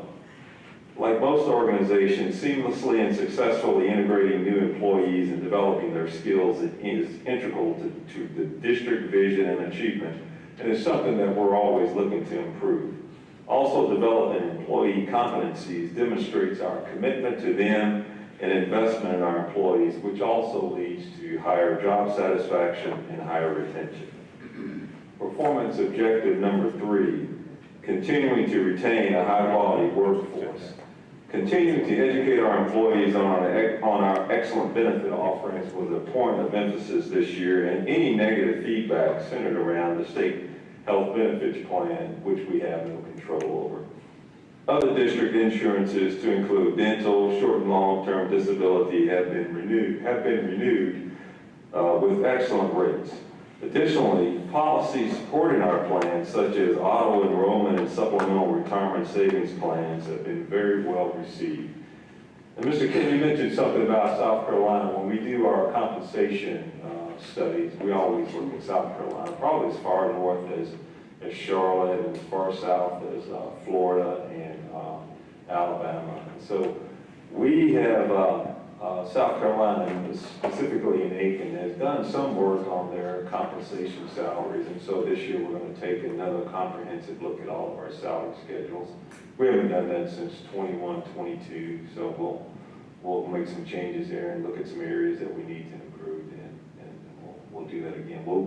The review encompasses every job, every position, every schedule, teachers, non-certified positions, even those positions that we may have a little difficulty retaining or get some pushback in some other areas. Subject to your questions, that concludes my portion on talent optimization. Thank you, Mr. Wright. Okay, that concludes the strategic plan update. If you don't have any other questions, I can move on, or we can address any questions you might have. With no questions, we'll move on to the bid results. The Columbia County School District solicited sealed competitive bids for ice cream products for the school nutrition program. Solicitation was sent to more than 15 vendors and posted on the Columbia County School District website and the Georgia Procurement Registry website. Bids were received from the following companies you see. At this time, we recommend approval of the bid to Hershey Creamery Company in the amount of $165,504 for an estimated first-year contract. We have held contracts with them since 2020, or 2020 to 2024. I happily make a motion to approve the Hershey Creamery Company for $165,504. I second that, but I think next year we should have the tasting. We wanted to do that. Any discussion? Just a quick question to clarify. This is a flow-through account, correct? So we purchased this, but then we're essentially reimbursed either through federal funds or through purchase funds. We're not reimbursed for this. This is all a la carte. So we will be reimbursed at the register. At the register, Whoever right? buys it. But I'm saying it's not. It's, we put money out, but then we get the money back in for it, correct? Okay, thank you. On April 7th, oh, I'm sorry, you didn't vote on it. Yeah, all in favor? Why not get ice cream if we don't? All in favor of the motion, raise your right hand. All right, that's unanimous. On April, this was not as exciting. On April 17th, the Columbia County School District solicited sealed competitive bids for multi-purpose copy paper. The solicitation was sent to multiple vendors and posted on the Columbia County School District website and the Georgia Procurement website. You can see the bids before you. Both CPG and Perimeter Office bid the same amount. However, the school district has not had contracts with Perimeter Office in the past. We have had a successful contract with CPG, and they currently hold the contract for this school year. For those reasons, we recommend the low bidder, CPG, for an estimated amount of $220,374. That's assuming that we purchased a quantity of 7,560 cases. So moved. Second. All in favor of approval of the bid as presented by the superintendent, please raise your right hand. Quick question, Matt. Oh, I'm sorry. I'm just curious as to how we don't typically see that, how the price would line up when somebody bid the same. Is this based off of what's currently being priced, and it's sort of like a match? Is that how that happened, or it's just unusual? Yeah, I don't know. I think it was just, they just hit the same number. I mean, it's, I guess it can happen, but I don't know. 71 down there, that wasn't far either. Okay, sorry about that. Any other questions? Seeing none, all in favor of approval of the bid, please raise your hand. That's unanimously approved.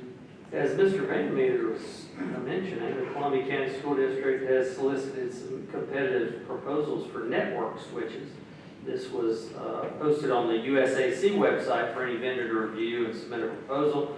You can see the vendors before you that provided proposals. Vendors were rated on a percentage scale based on the following criteria: price, prior experience, personnel qualifications, and management capability. Questivity provided the lowest bid. However, the company is based in California. No formal information regarding any presence in the state of Georgia. Because of the magnitude of the project, no evidence of them doing business in the state, they received a lower score. So based on those results of the scoring matrix and the pricing, we recommend DSI in the amount of $2,836,809. So moved. Second. Any discussion? We've done business with DSI in the past, right? Yes. Okay. And they've been satisfactory? Yes. What is the funding source for this? Is it eSPLOST dollars, given its technology? 60% of this is E-rate, and then the remaining will be eSPLOST. So about how many, you said what percent would be eSPLOST? The numbers are down at the bottom there for you. Yeah. We pay 40% of E-rate projects that are approved, so about 1.1 million out of eSPLOST technology. Okay, thank you. I really appreciate how the rating worked out, and the due diligence was done as to where that county is from and who we do business with. Yeah. I just want to acknowledge that. Agreed, thank you.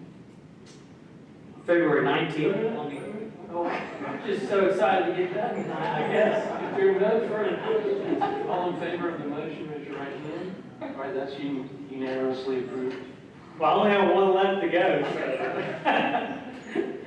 On February 19th, the Columbia County School District Purchasing Department solicited competitive sealed bids for Chromebooks.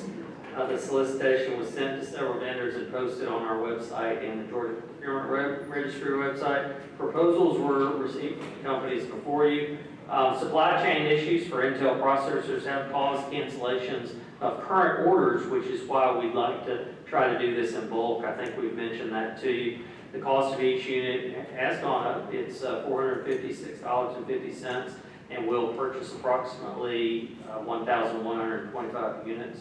So we recommend approval of the bid results for Chromebooks in the amount of $513,578. Make a motion to approve, EDT. Any discussion? These lost again. It'd be a mix of funds, Title I funds, general funds, lost, all of that. If there are no further questions, all in favor of the bid, raise your right hand. Opposed, seeing none, that unanimously passes. Okay, I'll move on to superintendent reports. On April 25th, the third annual Arts in the Plaza Fine Arts Showcase took place at the Columbia County Performing Arts Center. Thank you for showing up and seeing all the great things that our students are doing in fine arts. The day-long event was full of amazing performances by students across each grade level, representing the variety of fine arts programs across our district. Throughout the day, 10 performances took place in the lobby area with a variety of instrumentations represented and more than 1,384 students and 4 special guest musicians performing on that main stage. In the art display, more than 1,000 pieces of artwork were on display and nearly 670 frames of artwork were sold. Overall, 3,443 tickets were sold, with over 2,000 sold on the day of the event. Among our 180 volunteers who helped make this event possible were employees, community members, school and district administrators, and even board members. Thank you for doing that. We had 20 event sponsors who helped with the overall cost of the event, as well as providing drinks and snacks for our volunteer hospitality room. 2 graduating seniors received a $1,000 fine arts scholarship to pursue studies in fine arts. Proceeds from the art and ticket sales will be used by the Columbia County School District Foundation to provide student scholarships like these, along with additional support for the fine arts education across our schools. We are very grateful for everybody that helped out with this. It was a fantastic event. You can go ahead and save the date for next year, April 24th, 2027. It is a Saturday as well. On May 1st, we joined school districts across the nation to celebrate with staff in our school nutrition department. National School Lunch Hero Day is a time we recognize the teams who provide nutritious and delicious meals for students each day. Healthy and balanced diet is key to student achievement and success in the classroom. We're fortunate to have a dedicated team of professionals who bring our school's cafes to life for breakfast and lunch each and every day. Thank you to our nutrition department staff, with all of our hardworking managers, assistants, and other team members, and Dr. Bing, we won't forget about you. Thanks for all you do. This is an exciting time of year as we come together to celebrate the incredible educators across our district during National Teacher Appreciation Week. Last week, our schools went above and beyond to show their appreciation for our educators. With fun and festive themes, educators were given notes of appreciation, prizes, food, and other fun treats and events. We join all our schools in saying thank you to our educators for the important work that you do each and every day. As part of the National School Nurse Week, one day is dedicated in celebrating our school nurses. National School Nurse Appreciation Day took place on May 6th. This is an important time to highlight medical professionals who see the health of our students and staff each and every day. A school nurse is an important role, and we're very fortunate to have one dedicated to each school. Thank you, board members, for doing that. Thanks to all of our school nurses and our very own district director, Lisa Lyles. You still with us? Where'd she go? She left. She was here. She is retired. Actually, she really is retired. So I was going to say thank you. I know where she went, but she probably had an emergency. But thank you, Lisa, for all you do. She's really spent a lot of time developing our entire department there. So thank you for all she did. At the annual Teach of the Peach signing day, 47 graduating seniors from all 5 high schools joined districts across the state and made a powerful commitment to pursue career in education. 10 students from Evans also represented the CCSD at the Football Hall of Fame in Atlanta to sign their letters of intent. We also recognized 5 students who received a $1,000 scholarship from Georgia's own credit union. And so that was a great event. A lot of students that are going into teaching as a profession, and hopefully will come back here and teach in the years to come. The Columbia County School District recently hosted its annual New Teacher End of the Year celebration, bringing together first-year educators and their mentors to reflect on a successful year and recognize their commitment to student success. Congratulations to Ms. Victoria Van Matten, an interrelated teacher at Baker Place Elementary School, who was named this year's Outstanding First-Year Educator. As part of that celebration, we also recognized 5 graduating seniors who received those $1,000 Future Georgia Education Scholarships. So that was pretty cool to have them there. This year marks an exciting milestone for the program, though. Those of y'all who were there got to see that as the first 3 teaching as a profession graduates from the class of 2022 are returning next year to the CCSD as teachers for the first time. So that was pretty exciting. They actually had their sheets with them that they were able to hold up, and that was really cool.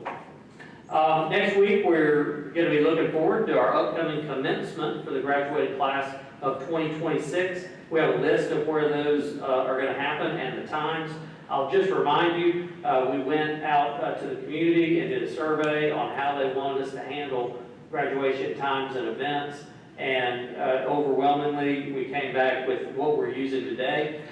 That has gone well, but there is the likelihood of rain, so I'm sure we will hear some complaints if it does. But we have a very good plan, and it is based on all of that feedback. Tickets are required to enter Evans Town Center Park for commencement. The school will provide the number of tickets requested by the students at commencement practice. In case of inclement weather, it will be moved indoors to the Columbia County Performing Arts Center. Students will be given a separate set of limited tickets also at commencement practice in case of inclement weather. So they need to know the difference between those tickets. And then the district will notify students and post announcements on social media as well as the news and everywhere else will post those. And so we're looking forward to a great commencement. Hopefully we'll get able to stay outside so everybody can see it. We'll also stream the graduation, and that'll be available. And so if we do have to go inside, everybody will still be able to see it. Summer school registration is now open through May 22nd for middle and high school students. Each year, summer school courses are offered for these students to remediate for grade promotion, not just to take additional classes. Registration is required and can be completed online. They can go to the website to find that. A friendly reminder that this Thursday, May 14th, is our annual kindergarten kickoff. Each school will welcome families from 5 to 6:30 on Thursday. We look forward to seeing all the families with rising kindergartners. Speaking of new students, parents of students new to Columbia County School District, including rising kindergartners, can enroll now for next school year. Online registrations for existing students will begin June 15th. More information is on our website. And then the rest of the items on the agenda are dates of events. If you have any questions, I can try to help answer those. If not, that's all I have, Mr. Chairman. I have one question. Yeah. Okay, we've done Engage, Enrich, and Inspire. Do we start over next year? Abby's just looking at me like, what am I going to say? We've been working on this one for a while as well. We'll have a rollout of this, but we are looking forward to the promise of the Columbia County School District for next year. Next is public participation. This evening we have 3 speakers who submitted Each speaker is allowed up to 3 minutes to address the board. Julie, will you be out of time? Stated in board policy CCBOE, we ask that you provide your intended comments while refraining from any derogatory remarks. We also ask that our audience show proper decorum by listening respectfully and avoiding any actions or comments that may distract and detract from the speaker's time and remarks. Our first speaker, Mr. Jason Myers.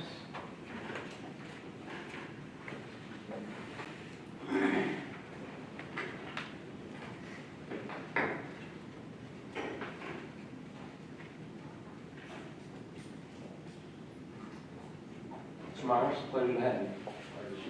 You'll time your 3 minutes of comment. Okay. So I come here just to talk about CCBOE and GABS, using that as a method and avenue to provide language training for kids at the 8th grade level so they can start their language journey a little bit earlier. We do have a couple of language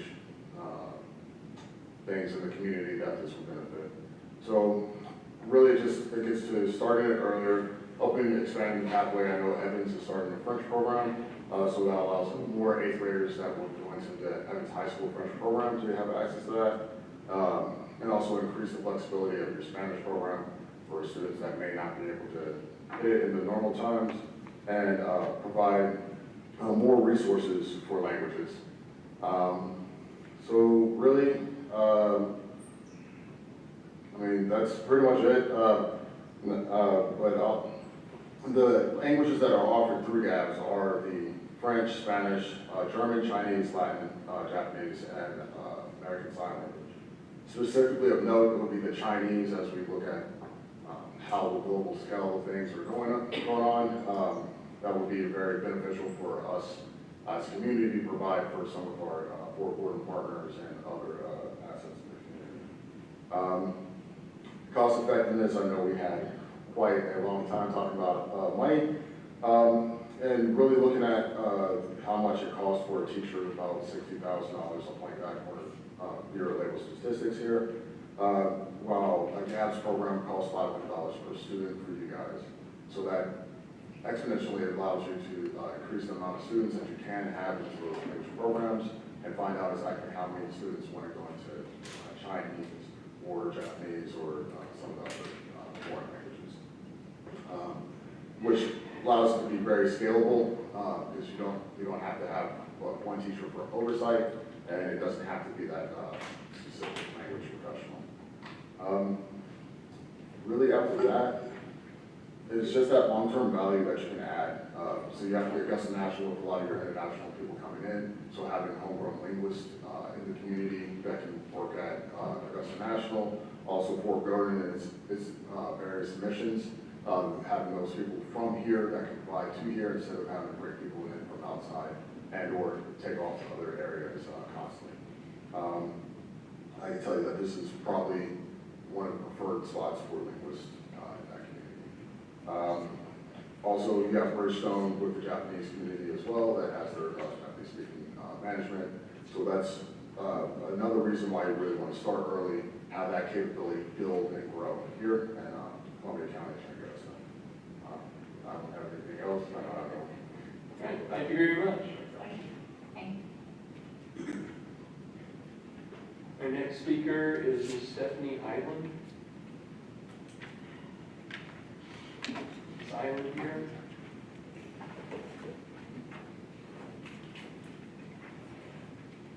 Our next speaker is Ms. Janet Duggan.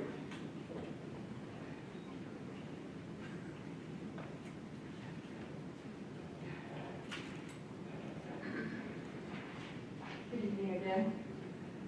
So first, I'd like to thank you, Mr. Kent, for speaking on behalf of the constituents, the voters, the same voters from 2022 regarding reassessing the building program. So I want to thank you for speaking up. Ms. Hughley, I'd like to thank you as well for supporting the 5% raise. I think that's very important, so I appreciate that.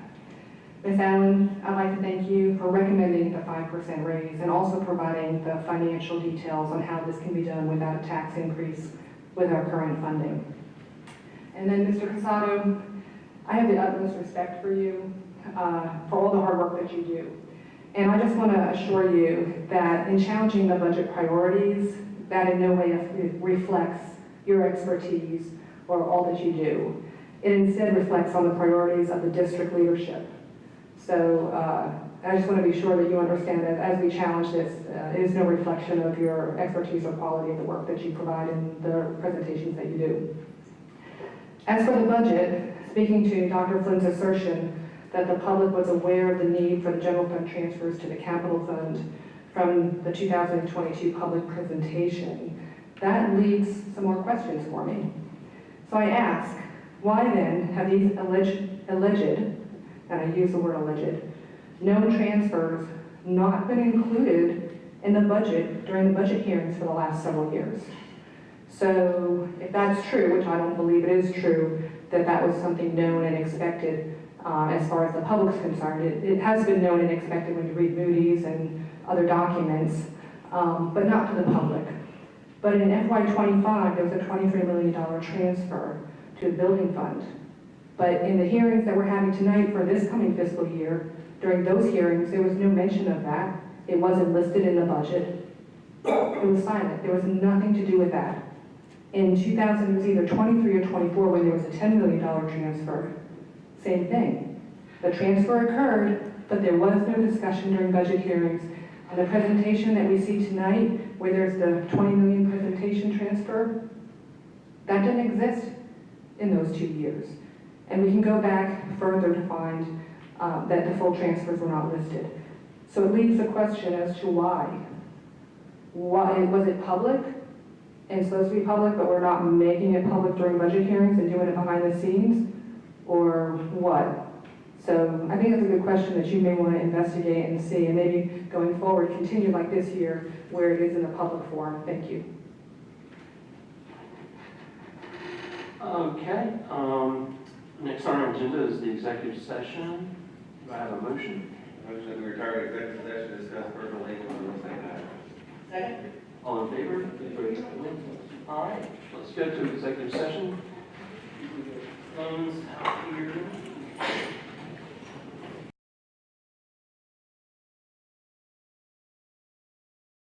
All in favor, raise your right hand. Okay, we're back in session. Ms. Fisher, you have 3 minutes.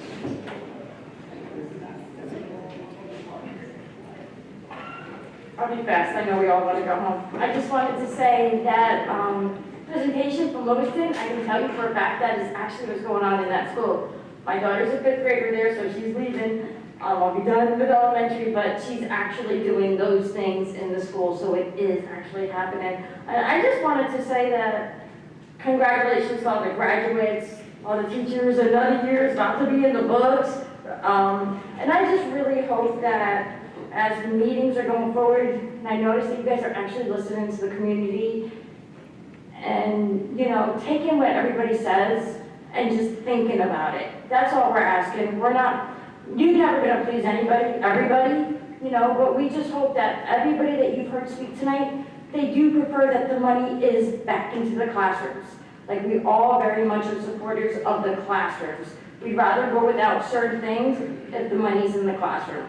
That's all I have to say. Thank you. Thank you, Ms. Fisher, and I apologize for if we missed an email. That's okay. I make a motion that we return to executive session To discuss. personal, legal, and real estate matters. Second. All in favor, raise your right hand. All right, Susan.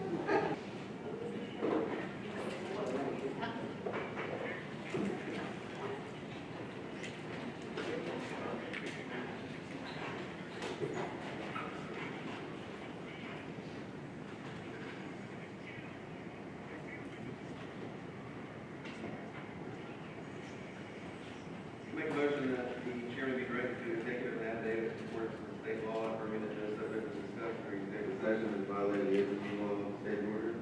Second? All in favor, please raise your right hand. All right, I will sign the affidavit. Make a motion to approve the admin contract. Second? All in favor of the approval of the admin contract roster, please raise your right hand. All right, all that's approved. And a motion to approve the personnel sheet. Second? All in favor of approval of the personnel sheet, raise your right hand. All right, personnel sheet is approved. Then we need to make a motion to approve the affidavit. No, you already did. Just a motion to adjourn. Second. All in favor, raise your right hand. You're adjourned, ladies and gentlemen. Hit the stop.